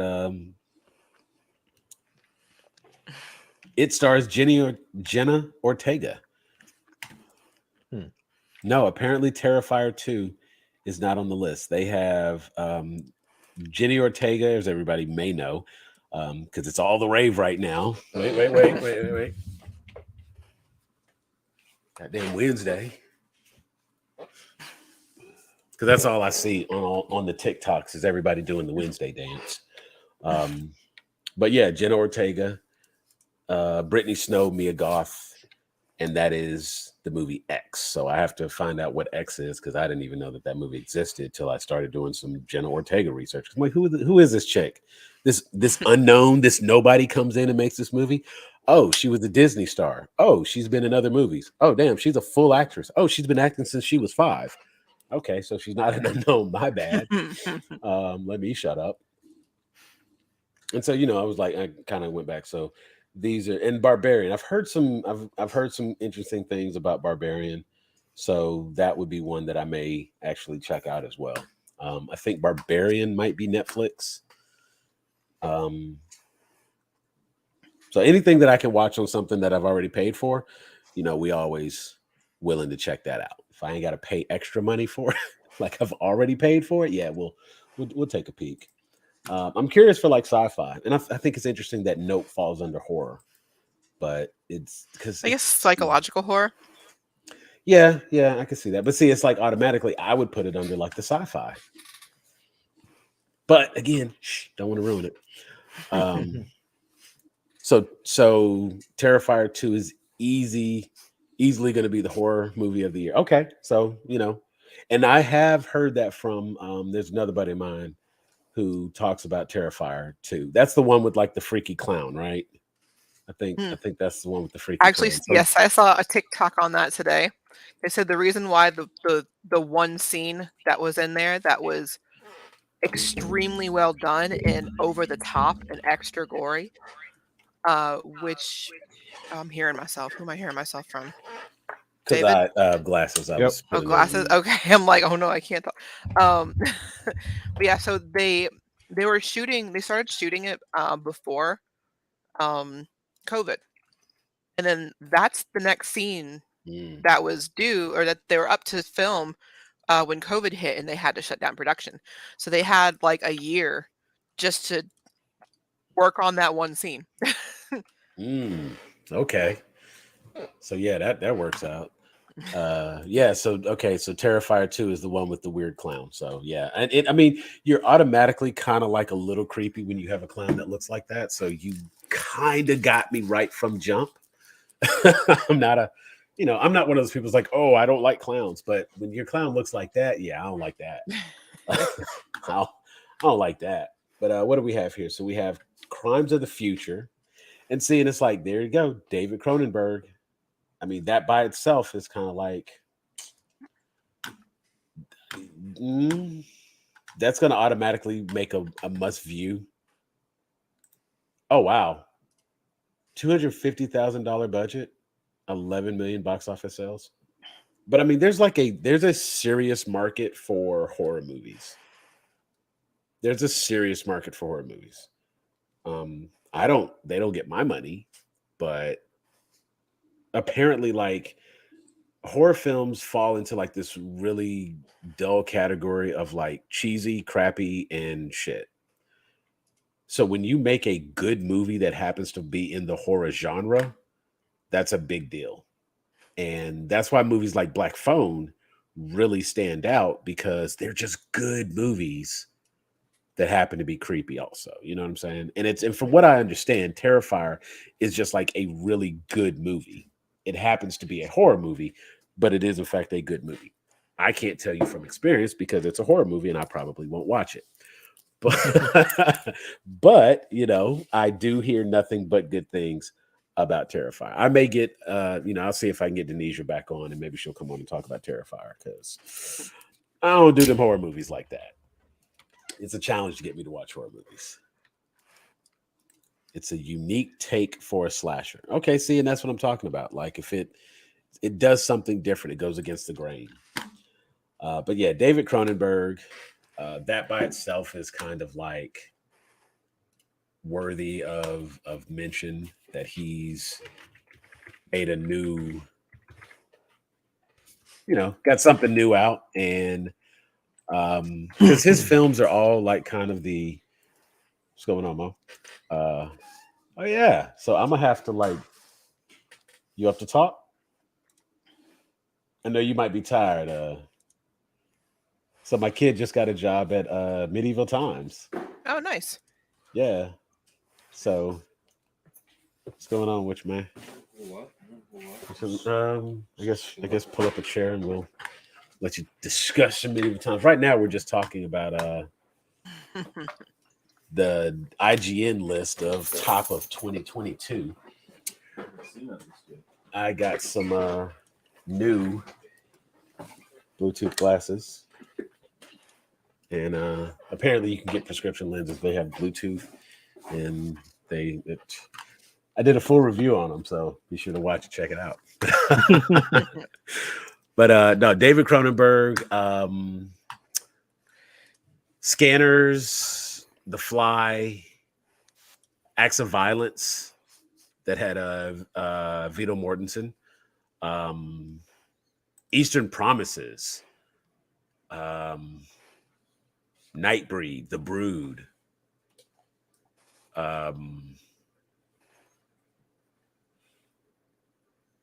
I'm sure there's some other ones that I can't think of at the moment that like even I'm familiar with. And so there's a number of movies that are out there. And David Cronenberg is one of those people, like he just kind of comes out every once in a while and like boom, makes a movie. And then it's like you don't hear from him for a while, then boom, makes a movie. It's not like some directors who is like, it feels like every time a movie comes out, his name is there. So with him not being one of those people. Crimes of the Future, I may have to actually check that out. That seems like that would be something. Of course, Everything Everywhere All at Once. Nope. Those are and Prey. This is and seeing with this being the sci-fi fantasy, it's like kind of the same movies. And Batman under sci-fi fantasy. I mean, yeah, fantasy maybe. Maybe but I sci-fi? feel like in this particular version of the movie, with the attempt at being grounded in realism, it should fall more under action drama. And I would not categorize it as fantasy or sci-fi. Now, maybe the sci-fi just because of some of the technology that's used. But all in all, yeah, I don't think that this fits in the right category, which means they were just looking to they were looking to round out the category because that doesn't seem like it fits. Prey, obviously, aliens coming down, clearly that would work. Nope falls into, and I guess Nope could actually fall into both fantasy and sci-fi. If you've watched a single trailer at this point, I don't feel like that's spoiler. But Nope has also been out long and damn enough that, not of planet Earth is pretty self-explanatory, and it's dope. So go check out Nope. And Everything Everywhere All at Once, again, should win all the awards this year. And if they don't win every category that they're nominated, I'm gonna call foul because they should have all of the wins. That's it for movies. Then they have comic book and anime series. So we're gonna skip comic book. Oh boy. No, we're gonna that's a separate show. We're gonna go right to best anime series of 2022. David. All right. All right, lay it on me. What we got? Attack on Titan, Cyberpunk Edge Runners, Okay. Mob Psycho 100, Okay. Ranking of Kings, Mm. and Spy Family. Mm. That's tough. That's a tough Those one. are your 2022 nominees. That is a tough one. Damn. I I think one of the big issues I have just looking at the list here is Attack on Titan, Spy Family, still running. Mob Psycho 100 also still running, correct? No, I believe it just ended. Okay. Now Attack on Titan, like, are they being okay? I'm looking at the little link here. Let me go to Attack on Titan so we can get the. So Okay, it's specifically, I'm guessing, referring to Attack on Titan, the final season, part 2. yes. I think that's a little bit more fair to make Yeah. that comparison versus just saying Attack on Titan, because as we're not, Spy Family is still running. Yep. And I've watched all of Cyberpunk Edge Runners, you know what I'm saying? And I raved So- about that. It's probably doing the same thing with Spy Family as it is with Attack on Titan. Probably just season 1, and then I think that's what they're doing. Yeah, I think it applies to the season that came out this year. Is that let's see. What was that last episode? Have I seen? I think I have seen the full season. The Spy Family. Well, the season's still going. Well, season 2's still going. Season 2 is still going. Yeah, we're in season 2 now. Are we? Okay. Yeah. I don't know. That is my weekly watch, so I can't even really keep up with what the hell happens. I just make it a point to be like, oh, it's Sunday. I can watch it. If I haven't watched it by Sunday, I can watch it on Sunday. Right. So that's typically a thing. And maybe I'm just like missing. I'm trying to think like, okay, so the dog, the brother, Twilight, and what's the lady, Midnight? Yeah. That was, I think Midnight was the last episode I saw. Is there an episode? I think there was an episode after that. Okay, so I might be, because it is, today is Wednesday. Yeah, so I might have, okay, cool. So I got to check that out. But there again, so I would have to kind of go back and look and see what season 1, because obviously, see, I would have just messed up right there and been like, well, how do you compare? Because it's still going. And I don't know that I would fairly put season 1, because I don't even know where season 1 ends. Just in my head, like right now, I'd have to go back and look at the aquarium. Oh, the penguin thing. Yes. See, and I don't know that no, it's still kind of cool because everything that happened up to that point. It's Billy. He's 6 years old. Yeah, like a whole ass adult out there. That 6-year-old pays taxes, baby. You know what I'm saying? Look at this absolute unit of a child. But yeah, I mean, like I'm if you have to pick off this list, because I'm feeling like you've seen all. Well, okay, are you familiar with Ranking of Kings? Oh yeah. Because see, I know nothing of Ranking of Kings, and I'm just looking at it. I'm like, ooh, what is that animation style? I recognize that. That's very Lupin. Old school. It's more.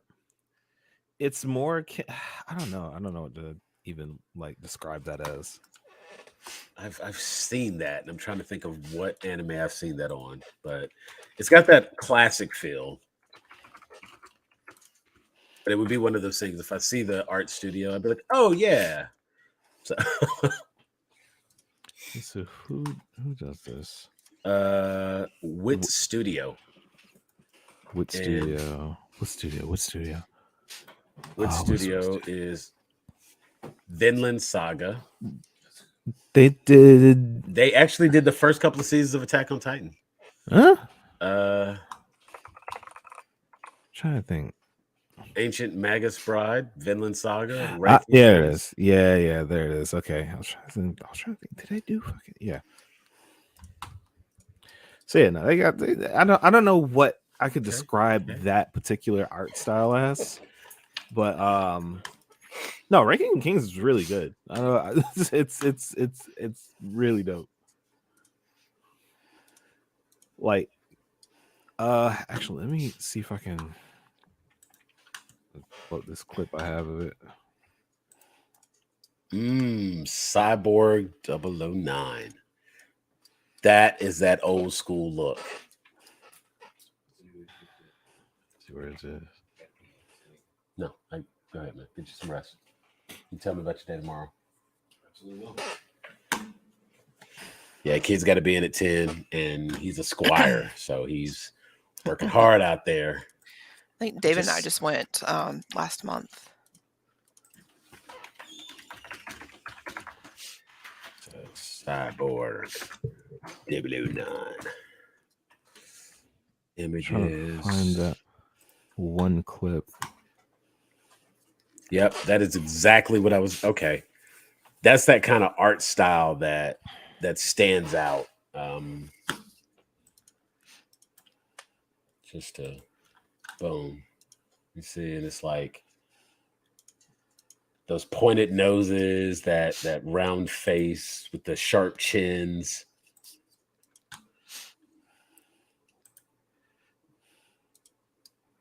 Image new tab. Bam. Yeah, see. And see, like this guy here, all like round faced and big nosed and whatnot. And then this guy, tiny as he is, he's got the big round nose. But then you have these people with the little pointed nose. And so like but this guy here, you know, he's got that sharp pointy nose. So Yeah. it's just one of those things. And it's like that's the kind of thing that boom. But Ranking of Kings. So we have Ranking of Kings seasons 1 and 2, or season 1 part 2. Attack on Titan. Final season part 2. God damn. And then Spy Family. And the Forgers, like I'm just wondering how it's all going to play out. And everything that we see, you know, Anya's like the cutest, and even Lloyd, like all very interesting characters and their dynamics with one another. Yeah. Like take Mr. and Mrs. Smith, throw in a really cute little kid. Like take your Haley, no, not Haley Joel Osment. Remember the kid from Jerry Maguire? So take the kid from Jerry Maguire, add him to Mr. and Mrs. Smith, and that's Spy Family. It's that in a damn nutshell, good. yeah. It's that damn good. You know what I'm saying? And so throwing a little telepathy. Right. Yeah. You know, and so it's like everybody has their own missions and things that they're trying to do or not trying to do. And just watching these people, and like it's just watching these people interact with one another is fantastic. And Anya deserves the whole world. She's so adorable. Mob Psycho season 3. So I didn't care for season 3 that much, honestly. Really? Yeah, it like season 1 and 2 are great. Season 3, I don't know, it just didn't hit. It didn't hit for me. I don't know. Just not where it's at. Nah. Okay. So, oh wow, look at this. They have a little let me see. What's the best anime series of all time? I know David's gonna put Yu Yu Hakusho. It's okay. This is the type of shit that they have. Okay, so they have Cowboy Bebop, Fooly Cooly, Full Metal Alchemist Brotherhood, Hijame no Ippo, Hunter x Hunter, Mob Psycho 100, Monster, Neon Genesis, Evangelion, One Piece, Yu Yu Hakusho, or other. Sounds like it was written by a guy for guys. Right. This is a very scrubbed list. I'm surprised there's not Naruto and DBZ too. You know, like it feels like it should be there, like just based on this list, like it should be there. We'll throw a vote. You know what? I'm not even going to vote on that, but I will see results. What everybody else seems to think. Other. Other. Other is the winner. Well, I mean, since they didn't have DBZ on the list, where was I going to vote? Right? Like, if I can't vote for Naruto, I don't see no My Hero on here. David said, "Where's the Madoka Magica?" No, I didn't. Not at all. Not at all. So David says, "Where's the Konosuba?" Okay, see, I'd make an argument for that. Hey, but that didn't come out this year, so no. That's at all time. That's at all time, David. All time? Shit. Yeah. Probably the best isekai of all time. Maybe a top 5. Maybe a top 5 all time. Because you would have to do categories and you could pick one for each category, in which case it qualifies right there. But see, even then, because that is more, because that's not isekai. So that is I'm thinking of the different ones that I've watched, and I'm like, I still like, Konosuba is definitely in the top there. Because I'm like, but Overlord is so fucking good. But I like Konosuba better. We're not even going to talk about, I mean, it's a popularity contest at that point. We're not going to talk about which one is better. Which one do I like more? There's a difference. I can recognize something being better than what I liked. So that's best anime. Then they have like TV series, and I don't want to go through TV series because there's so much stuff. We'll pick a few of these out of here. We could do animated TV series, comic book TV series. No, that's too on the nose. Best performance in a TV series. Well, best new TV series. Okay, that's a good one. So we're not comparing like season 2s and 3s. So we'll pick 2 out of these. We'll do best TV series of 2022 and best new TV series. Best new TV series, Andor. I still have yet to watch a fucking episode of Andor. although I will say I can already see that this is going to be one that like totally gets binged because some other Star Wars fans I know have informed me that Andor is without a doubt the best Star Wars series ever. Not like just ever. And I know all of the high praise that was given to Rogue One, myself included, and Andor fits right in there with something like a Rogue One. But it was definitely difficult for me because I understand that Andor does not have Jedis. And to me, Star Wars is Jedis. I've never shied away or pretended like that was not the case. I understand that there are other characters that round it out that make the story, but I like space wizards and laser swords. So I'm 100% about it. I'm totally transparent. I don't bullshit. That's what I like. That's why I've had a hard time giving Andor a chance. But yeah, we're going to definitely check that out. So Andor. Ooh, House of the Dragon. See, I don't feel like technically I have not watched House of Dragon yet. Really? I need to. I haven't. Maybe I'll watch it tomorrow. We'll see. While we're waiting for the Game Awards. I mean, I can't, honestly, it's not one of those things where I can press anybody to be like, oh my God, you got to watch House of Dragon. Because I feel like, honestly, if you, Game of Thrones, did you watch Game of Thrones? Yeah. Okay. Then I'm not worried about whether or not I've read the going books. to watch. Nope, not what I asked. I've done watch? No, yeah, I've watched the show and I've read the books. Okay. I'm just making I haven't sure. read the final book, but it's fine. No, that's just a lot things to do. But no, I mean, honestly, if you watched Game of Thrones all the way through, if you finished it, you got to the end, you cleared out season 7, then so we're not going to talk about the forbidden season. Gotcha. What? Huh? It's like how Scrubs only had 7 seasons. What? Exactly.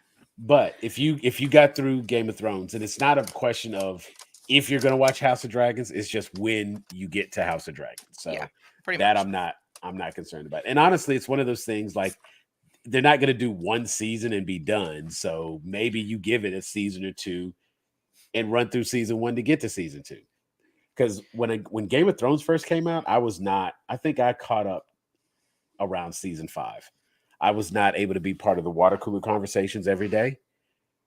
But finally, right before the launch of season 5, I think, I was like, you know what? Let me go ahead and just see what this is all about. Everybody keep talking about, Game of Thrones. Oh, don't get attached. Let me see what this is all about.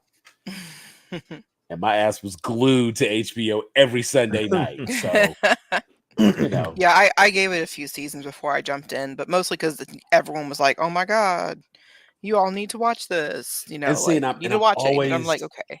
And see, and that's the thing. Like when everybody else is just like super hype about something, I'm always fearful of watching it because I don't want my expectations to be set so high because of the hype. So I have to and it's like I know it's a personal thing. Like I just mentally set the bar higher than it needs to be. It's not even that they hyped it up that much. But if I have 10 people telling me I need to watch a show, that show better be worth 10 people telling me. But if I have like 2 people that kind of have similar tastes, like, oh, dude, you should check it out. You'll like it. I would probably go and watch that shit automatically because like it was only recommended by like 2 people and they have similar tastes. Peacemaker. Hell yeah. I'm gonna be real with you. I forgot this came out. I really did. Well, you know what? I did not forget this came out, and I loved every episode. I love this show. I would say best new show. Huh? Could I put that as best new show? See, it's like the fact that it's going up against House of the Dragon, and I did not watch Andor. I feel like that, and it's like I'm not the person to, even as an elder geek, I don't think I get the right to say that like Andor must not be good because I haven't watched it. Absolutely not fair. I have shit to do. I have a full-time job. If I didn't watch it, I just haven't gotten to it. I will watch Andor eventually. I just feel like it's one of those things where like I don't know that Andor has the kind of hype that it should have if it is as good as everyone has claimed it is. Because I feel like the Star Wars community as a whole would have made it very clear if it was that good, because we would hear more about it. Because trust me, when they don't like some shit, you know it. And the fact that they haven't really gone there to promote Andor, it does make me question it a teensy bit. And again, that's just a me thing. You know what I'm saying? It's just like I kind of like listen and keep up and try to see what people have to say about this, that, and the other. And the fact that it just hasn't been on the top of everybody's like, oh, you got to see this. This is the greatest thing ever. It just makes me question, like, how good could it really be? Because if it was that good, that would be all we would hear about. So to me, that's curious. But I feel like there was a lot more water cooler conversation happening around something like Peacemaker. You know what I'm saying? Like, David, Yeah. real quick. Can I order Uber with your card, please? Sure. Do you want anything? I'm gonna order McDonald's. you want I'm okay. some chicken nuggies?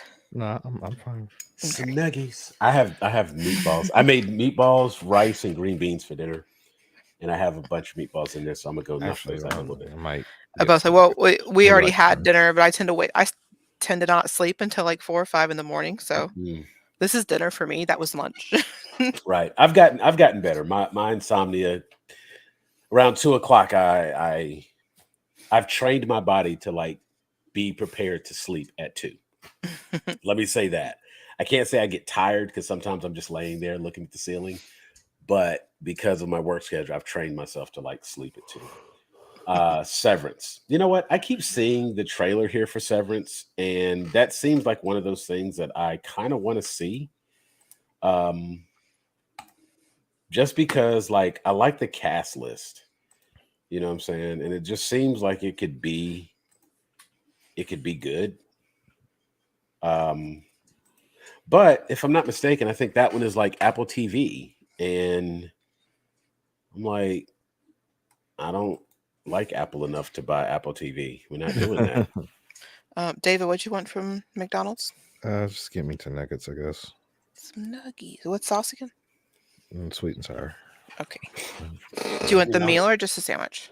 Or the chicken nugs? Nugget. Just the nugs. Okay. You said sweet and sour. Look at that double like that's a double advertisement right there, because that's Uber Eats and McDonald's, partner up. Check us out, Uber Eats. You can place your order, and if you happen to have one of those 24-hour McDonald's, bam, 2 for 1. Also, click the link in the corner there. Follow, like, and subscribe. Be a part of our family here at Grown A Geeks, and be a part of all this cool stuff. But yeah, I'm a big fan of Adam Scott. Like, he's hilarious. I think his deadpan oftentimes is really what sells him on being so funny. And so this being like I don't know what type of show this is. Is it a comedy? Is it a drama? Like I don't know, but it is directed by Ben Stiller. It has Adam Scott. It has, Jackie Chan is a producer. Ben Stiller is a director. Like, it has everything in it that says like, oh, this might be enjoyable. But it's like the trailer that I see for it seems like it would be kind of interesting. Like if maybe like if Office Space wasn't a comedy, but it was a drama.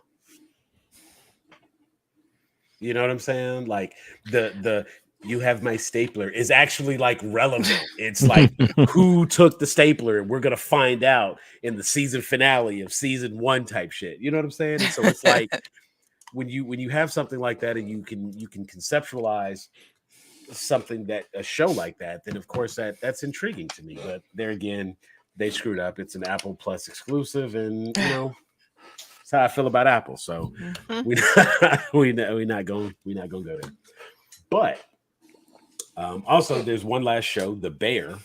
That was another new show. The Bear is actually a cooking show, and I want to say one of the guys from the show was from what's the show with I know what you're talking Shameless. about. He plays Lip Gallagher. Yeah, he's about to say one of the brothers from the brother. The oldest brother. Right. Well, there was let's see, there's 1, 2, 3 sisters, 1 brother. No, 2 brothers. No, there's 3 brothers. Because he had Liam as well. Okay. Yeah.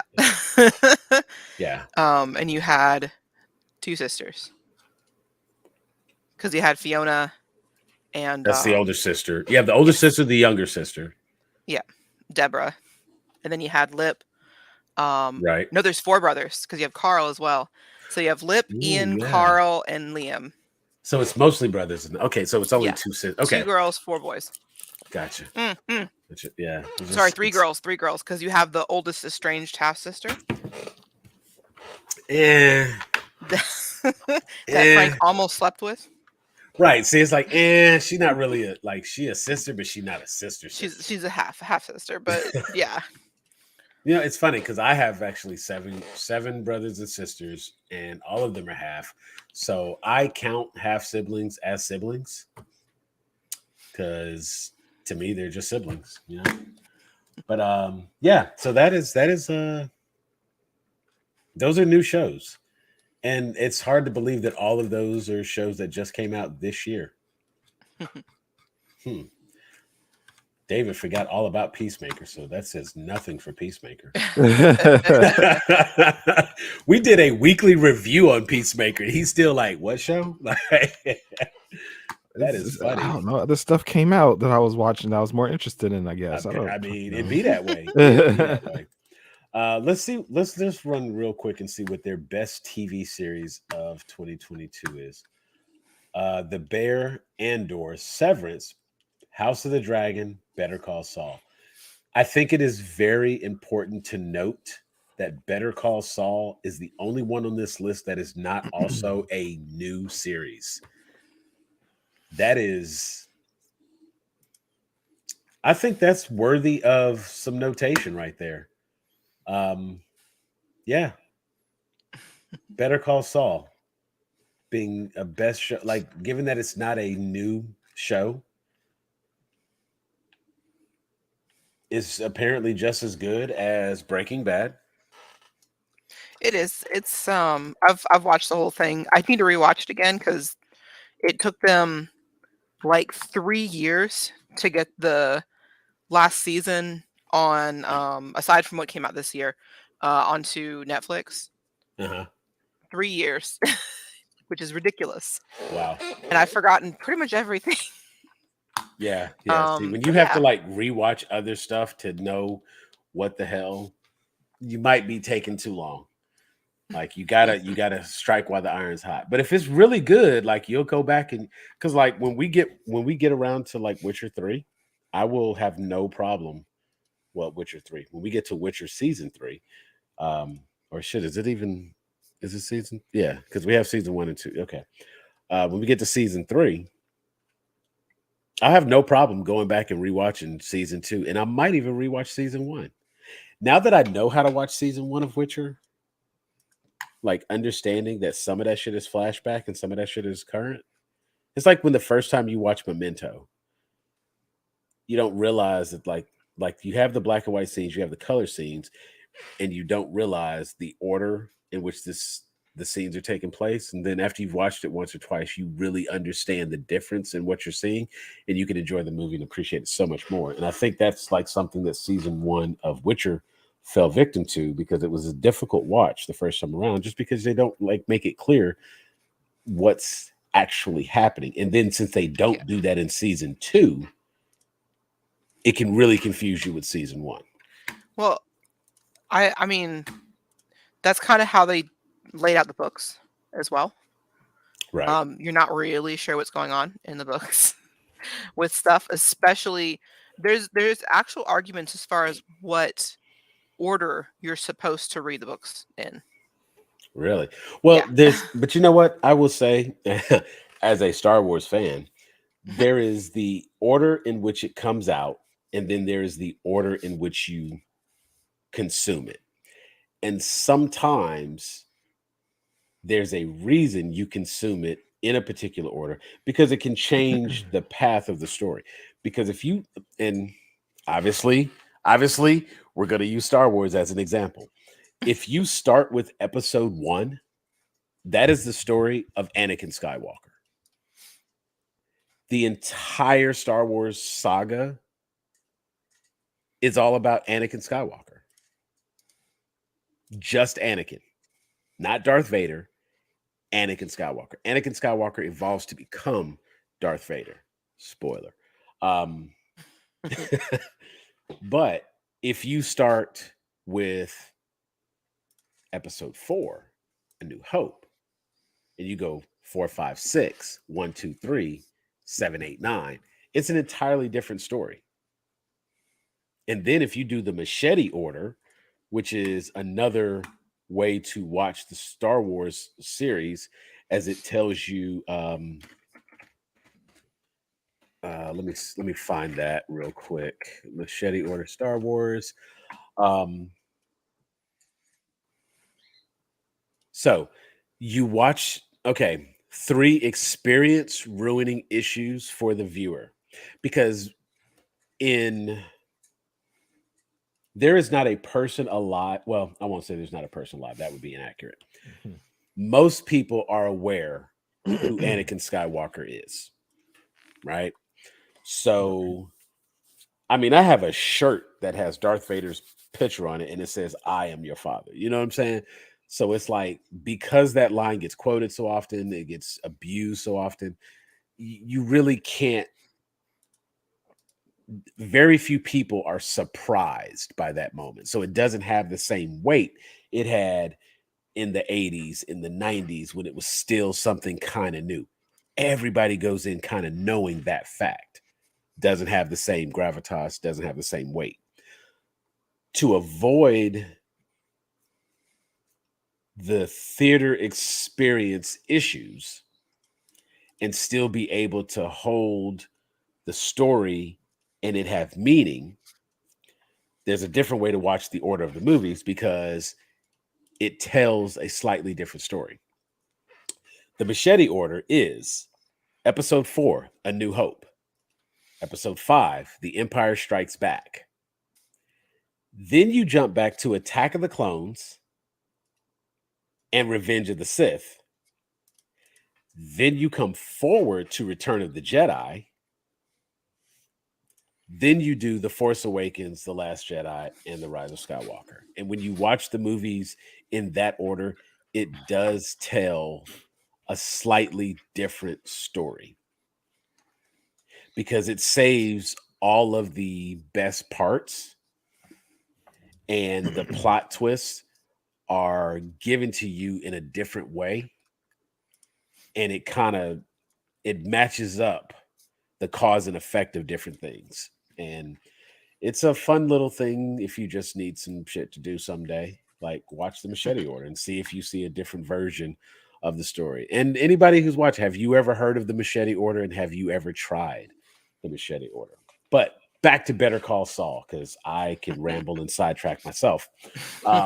You said Better Call Saul, really, really good. It caused you to go back and rewatch.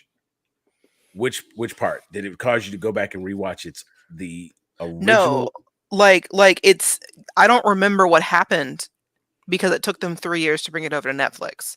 That's why it caused me to rewatch, so I could know what's going on. So, what was it you had to rewatch? Did you have to rewatch previous seasons, or did you have to rewatch Breaking Bad? No, the previous seasons. It's loosely based off Breaking Bad. If you've watched Breaking Bad at all in the last like 5 years, it's just characters that are in there that are also in Breaking Bad, but there's nothing, from what I can tell so far, that really links too much. It more or less shows you. It's a prequel to Breaking Bad, so you get to see how these things came to be, and it's not just about Saul; it's also about the whole drug deal setup as well, and where they came from. Gotcha. So that was the best new series and the best TV series, and obviously, and again, I think it's pretty impressive that for best new TV series, every one of those shows, except for one, was listed as part of the best TV series of 2022. Better Call Saul being the only one. All right, David. Yes, sir. Hold on to your seat. Best video games of 2022. Oh yeah, because I don't play video games. It's fine. It's one of the few things I can actually talk about on well, here. If they don't have Silent Hill on here, I don't want you to be triggered. So I mean, that's not the only thing I like, though.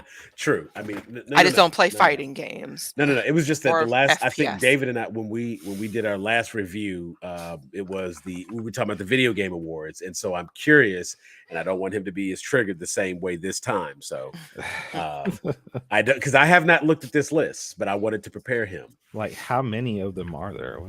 I don't know. I imagine it's probably only 5. It seems like it'll be interesting to see how different or similar it is. To the video game awards. Good point. You know, God of War is going to be on there. Of course. Look, of course. and we'll probably win. If money is driving it, then Call of Duty will probably be on there too. Ooh. That being said, Call of Duty does have some interesting features this year, and it is the Modern Warfare 2 that we've all been asking for the longest time. I will say instead of another Black Ops. I will say that I find my ass playing DMZ all the time. So they got me this go round. And I kind of like, Black Ops, not Black Ops, but Cold War was, Warzone, okay. DMZ, I be into DMZ. I love that shit. So they did good. What do we have? Elden Ring. I think that is a good contender. Yeah. God of War Ragnarok. That was expected. Ooh, Immortality. Let's scroll down. What is this Immortality game? You're tasked with determining what mysterious fate befell fledgling actress Marissa Marcel. But to do so, you must analyze a box set of 3 unreleased feature films whose story chapters and special features can only be experienced entirely out of sequence, as though the scene selection is stuck on shuffle mode. Wait, what? Okay. They got me. I mean, but you know what? There was what was that 4-disc LA Noire? LA Noire? Yeah, you know what I'm saying? Like the very first thing that comes to mind, it's like, okay, is there do you have to find clues? Who makes this game? What is this game about? So let's actually, it almost reminds me of parts in Remember Me when you had to go through the memory and like pick things out in there or change things to manipulate the memory. Speaking of which, that's very sad that game didn't get more popularity. I don't think people liked it as much as they hyped it up to be, but I mean, I really enjoyed it, and it was an interesting concept. Let's see. So Immortality comes on just about everything. Microsoft, let's see, Windows, Xbox Series X and S. It's Android, iOS, and Mac OS. So no Sony. Oh, okay.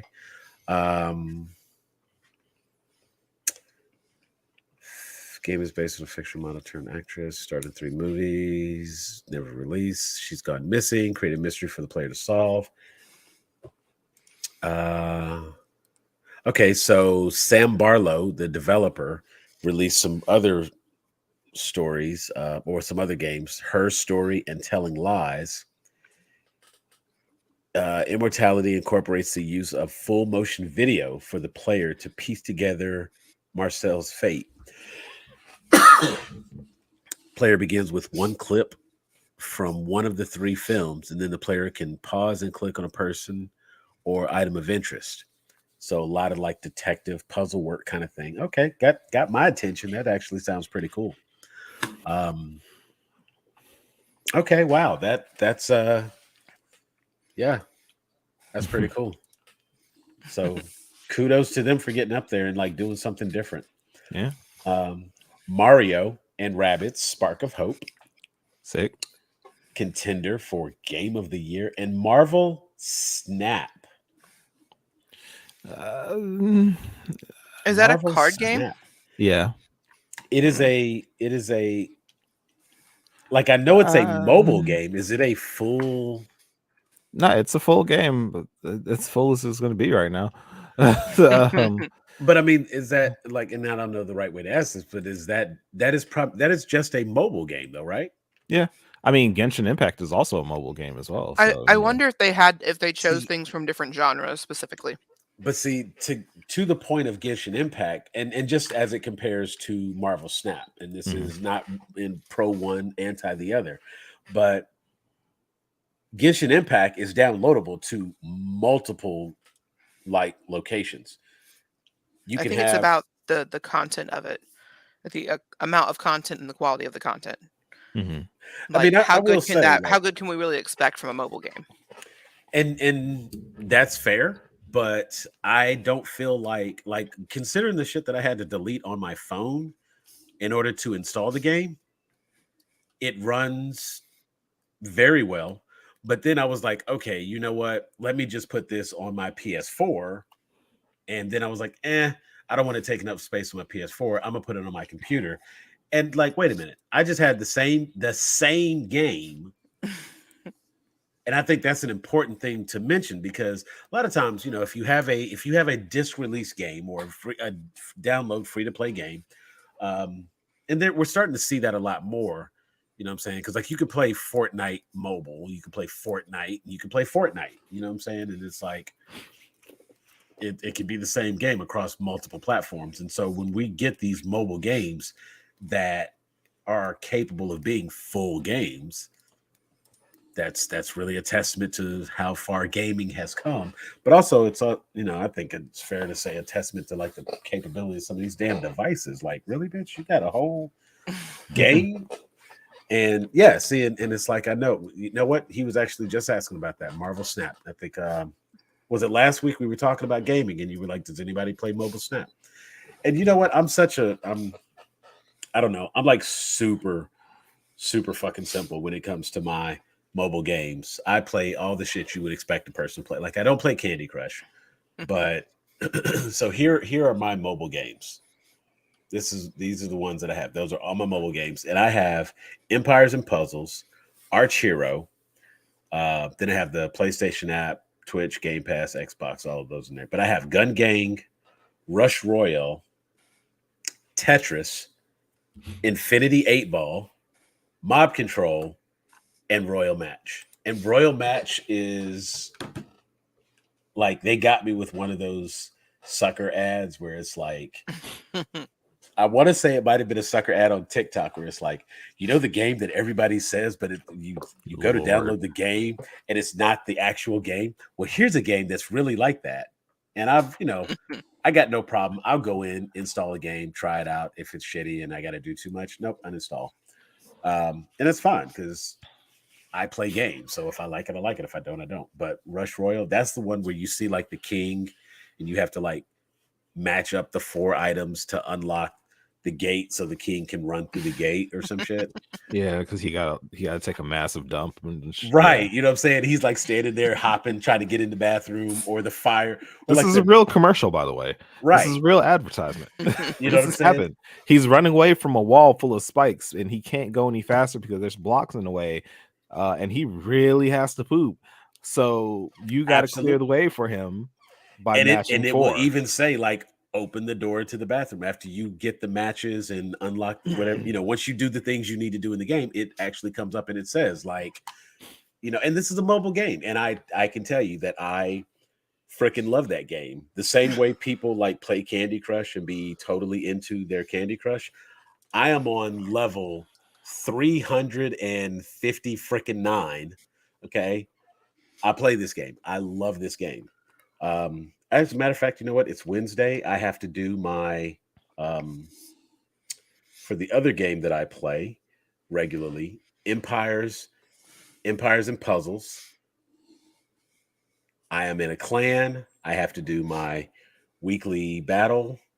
I try to make it a point to at least get on Wednesdays and Saturdays because that's when we have our war, and I'm supposed to get on at that time. So if I don't participate in war, my team gets mad and I don't want my team mad at me. So I have to get on, and that'll be what I do. Actually, that's typically what I do after our show on Wednesdays. I do my missions to do my part. But Marvel Snap is on Steam. So, okay. Yeah. I mean, I guess if I could play that on my computer, it would make me more likely to participate and jump on. Because if it's just a mobile game, I don't know. But there was the other one. We did a Contest of Champions. I did that for quite a while. And then finally Marvel Snap is okay. It's like no, it like functionally it works. It's a good game. It's just like it doesn't have a couple things like out the gate that I would expect a mobile game to have, like a friends list. That would be I would love to play Marvel Snap with my friends, but I can't because there's no friends list. I have a friends list in Duolingo. Come on. But it's now Duolingo, that friends list would be like you compare and whoever it's not really a comparison. It's not competitions from what I've seen so far. It's you're working together with, like, they pair you up with someone for like a week to meet a goal. Okay. And yeah, you can look at like what each other is doing, but it's more they want you to have those friends as a means of helping to encourage one another. So like I'll get it, like, let's say I hit like a certain number of points. It's like a milestone. It'll give next time one of my friends logs in, it'll give them like a little pop-up that says, hey, Linda reached this goal. Do you want to give her a high five or whatever? So yeah, it's kind of cool. That's pretty dope. See, so if they incorporate that on other games, I think that would really, that should be something that's involved on all things mobile gaming. You know what I'm saying? But at the same time, it would probably be involved in more things if we allowed that consent. And I'm not going to lie, when it comes to my mobile gaming, I'm like, you're already going to collect XYZ. I don't want to consent to everything. Like, I still refuse to let a lot of my social media look at my friends list or look at my contacts. Even though I know that there are people, I feel like we should have enough in common where I should be able to find you again. You know what I'm saying? Because I feel like if I have to, like, I don't know, it's dumb, but that's just my thought. Like, for example, my TikTok, and Grown A Geeks is on TikTok, but I just refuse to like click on my contact list because I'm like, a lot of the people who would actually see my TikTok or Grown A Geeks TikTok are probably not listed as contacts in my phone. So you don't need those people. And if those people are in fact on TikTok, the algorithm should guide me to them and vice versa. So I think a friends list, like having a unique member number or something like that, where you can specifically go in and add people, I think that would be good. So a friends list being there and being able to battle friends, that would definitely be a plus. But kudos, wow, Marvel Snap. And there's like a huge roster of characters, like what, 170, 180 characters. Like there are going to be characters you have no idea who this Marvel person is. Like just know that. But it's also quite surprising how many people you will know. And when you think about it, like to say like, oh yeah, there's 170 characters. Just if you just select like the number of X-Men that you don't really think about how many X-Men you know. Spider-Man rogues, like you don't really think about how many of them that you know. So it's pretty impressive. They have a large number of characters. And Jesus, level 2000. That's insane. Hey David, look at that. Tunic showed up again. Tunic, contender for game of the year. That's what I hear. Bro. Yeah. Vampire Survivor.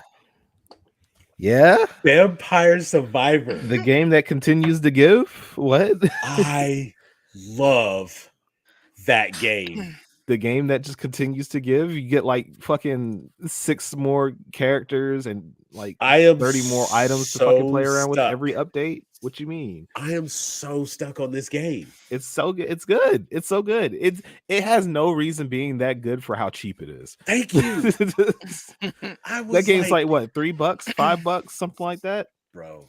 Dog, that game is so awesome. Every update, there's something new, and they don't even tell you what it is. You just gotta go find it. It's good. Just go do it. And here's the thing, like, this is one of those games, like, the only way I can describe what makes this game so good is the same thing that makes people still play Pac-Man right now today. It is a very simple, basic, functioning game that is simply, I mean, the 3 words: fun to play. It's just fucking fun to play. I love this game. I was literally stuck with this game for like 7 days straight. I didn't play another damn thing every time. And the thing is, that shit was on Game Pass, and I was like, oh wait, this is free? What is this? You know what? I'll check this out.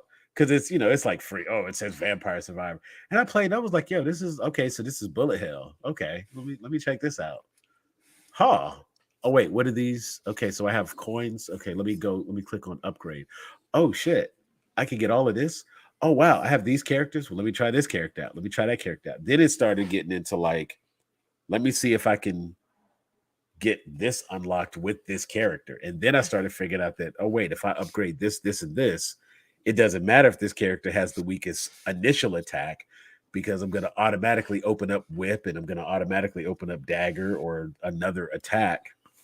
Bruh, love that game. Continues to keep giving every single update. You will not run out of things to do in that game. Is that the game you're constantly mad at? What? That is the true. Game you're constantly mad at? No. Oh, I was about to say it. You get mad a lot at it, David. It'll have you feeling some kind of way, because I'd be like, I almost made it. Here's the thing. I get my garlic, I get my Santa water, and I get my Bibles. Garlic, Santa water, and Bibles is like so many auto kills. And because those 3 things form a barrier around your character, you literally just like walk around and kill things just by moving. Yep. And that will let you get through. I've unlocked so many achievements for that game. I love that game. So just based on what I see, like, I feel like I like Vampire Survivors more than I like Marvel Snap, because I don't have Marvel Snap.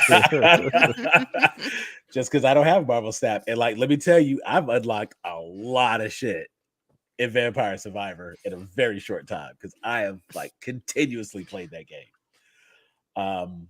Is it on par with God of War Ragnarok? Not graphically, but that shit is like fun to play.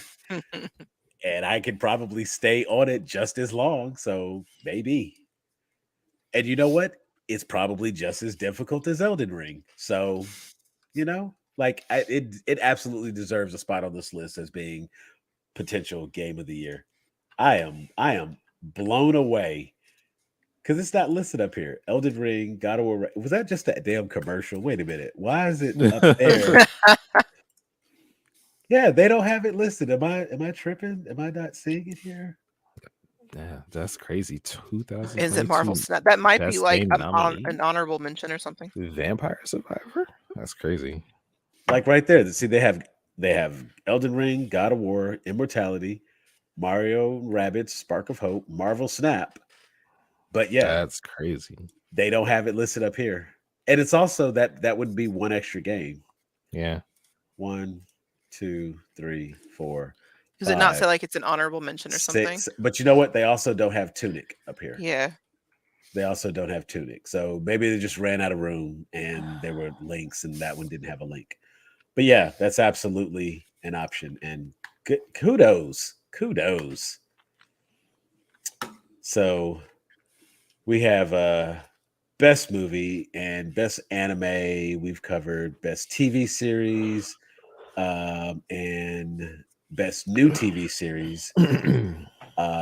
Video games, and there's so many subgenres of video games. I'm not going to go through any of those. David, you want to hit it, or either of you want to hit either of these lists? Best game, action game, action adventure, video game music. I don't think I haven't split enough from my normal comfort games this year to be able to have too much of an opinion. So what's going on with video game music? I need to see this. David says I'll take video game music for 500 hours. Elden Ring, yeah, of course, Elden Ring. And look, Elden Ring, God of War. Oh, but we also have Splatoon 3 and TMNT Shredder's Revenge. That was on a lot of get that a lot of lists. Snap, you might enjoy it. You know what? I mean, why the hell not? Let me see how much space it needs. I don't know, but I could play Pokemon Snap. That is a thing. You could. Let me see here. So we got Elden Ring, yeah. God of War Ragnarok, yeah. Splatoon 3. Do they have like a dope lo-fi techno soundtrack? Well, like what are they doing? I'm gonna be real with you. I have no idea. I think Splatoon in general tends to do like music stuff, like have a focus on that. So okay. Now, Teenage Mutant Ninja Turtles Shredder's Revenge. I remember when they announced that and it came out and everybody grabbed it. And I think that's like 4-player online. I know it's co-op online. I don't know if it's in fact 4-player, but it is co-op online. And I said I would make it a point to check that out. To reward players who can learn it with many of the game's secrets. Okay. The serene soundtrack that effortlessly flows and adapts with the happier and more melancholic moments elevates an already wonderful journey into something even more. 6-player co-op. Oh, hell yeah. Are these the 6 players you can be? You can be April, Splinter, and all 4 turtles? Yep. I think Casey's in there as well. Okay, I was about to say, I thought Casey Jones was a playable character. They could actually, you know what? If they don't include like all of the heroes, because like you need to be able to be Venus de Milo, the girl turtle. That should be an unlockable character. Usagi Yojimbo, the samurai bunny, he should be an unlockable character. And the robot turtle should be an unlockable character. And if they're not, I'm gonna just throw that out there. You're welcome. And then Tunic. So Tunic, Turtles, Splatoon 3, Ragnarok, Elden Ring. That's your game music. That is your game music. So okay. Who do you think's gonna take that one home? I feel like probably. I feel like for something like that, they're probably gonna go off because Elden Ring and God of War are gonna win enough awards as it is, and I feel like it would be a waste to give them something like game music but I could also see how Ragnarok music, and I mean, in fairness to those games, I could see how the score Yeah. Well, I would mean, really be a motivating with factor for them. Elden Roll, what did I call it? Elden Roll. 'Cause, I mean, Elden that's what you Scroll. spend half the movie dodge rolling, so with it's not wrong. With Elder Scrolls being a Souls game, music is a very integral part of the game. Right. And that's to that point, I can't just like dismiss it and be like, oh, well, they're going to win everything else. They shouldn't get music. But no, music is a big part of those games. So they deserve the opportunity to like potentially win. Yeah. Because the music is a big deal. So what else was in gaming? So we have best game. Actually, oh no, that was gaming. Screw that. I'm not diving into gaming. Too much. Too much. Really? Are we having loading issues? Don't be like that.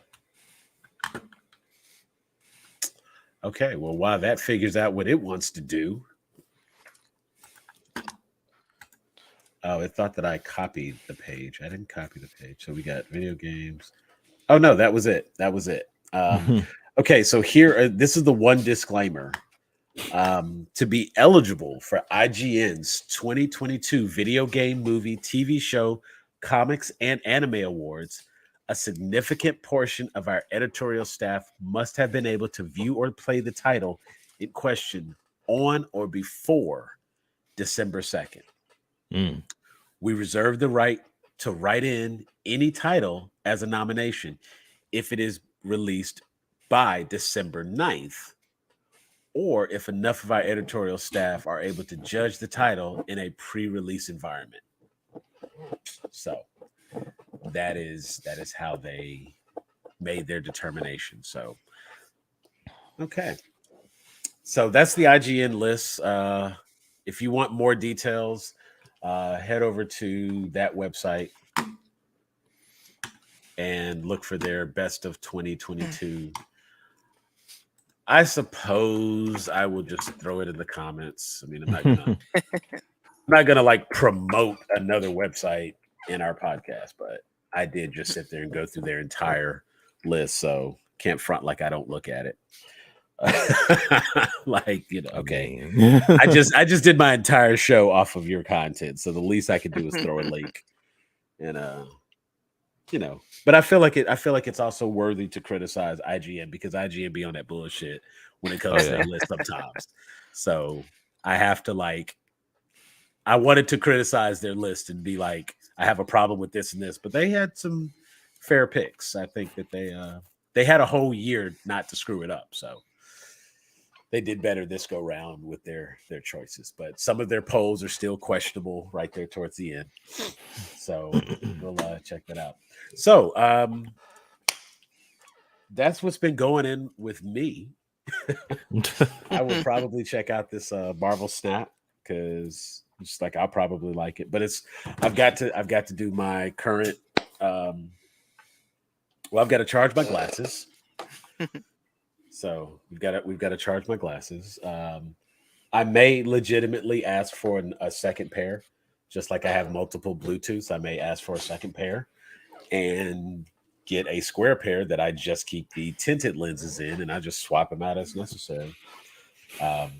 The audio quality was rather surprising, so I think I'm going to like them already. Very excited and looking forward to playing with those.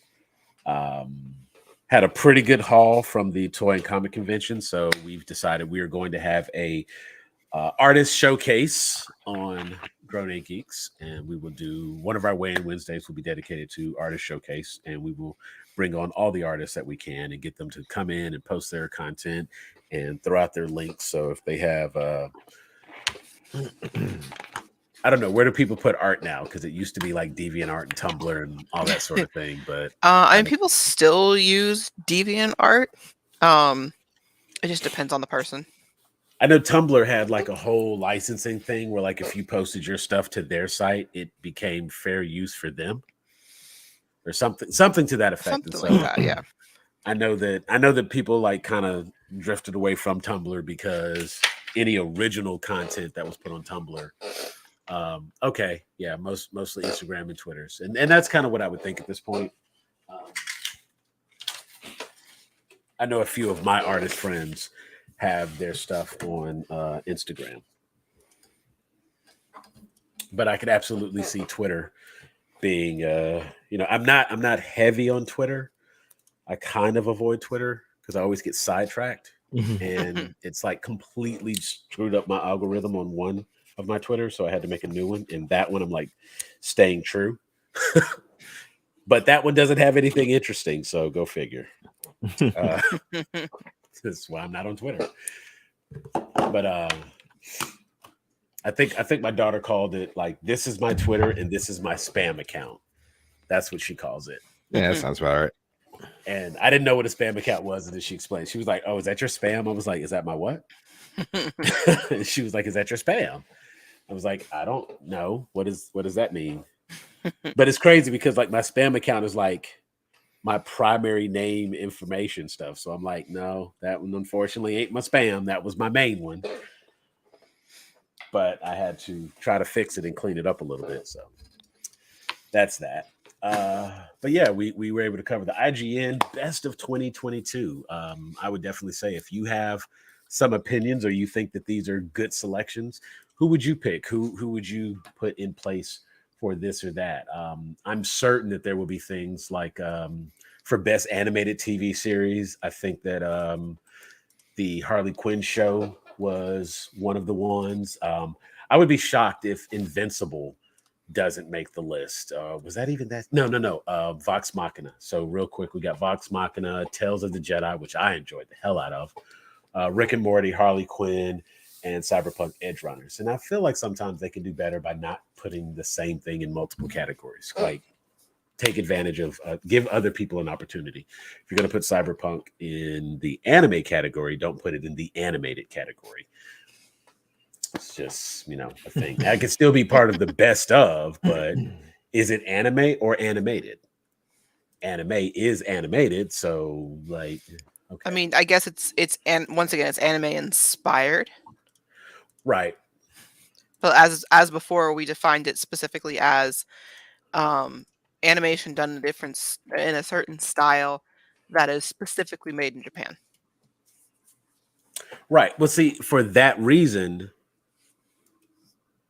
something like, okay, so Tales of the Jedi qualifies as animated, but the other Star Wars anime show that they did is anime because each one of those shorts was produced by an anime studio.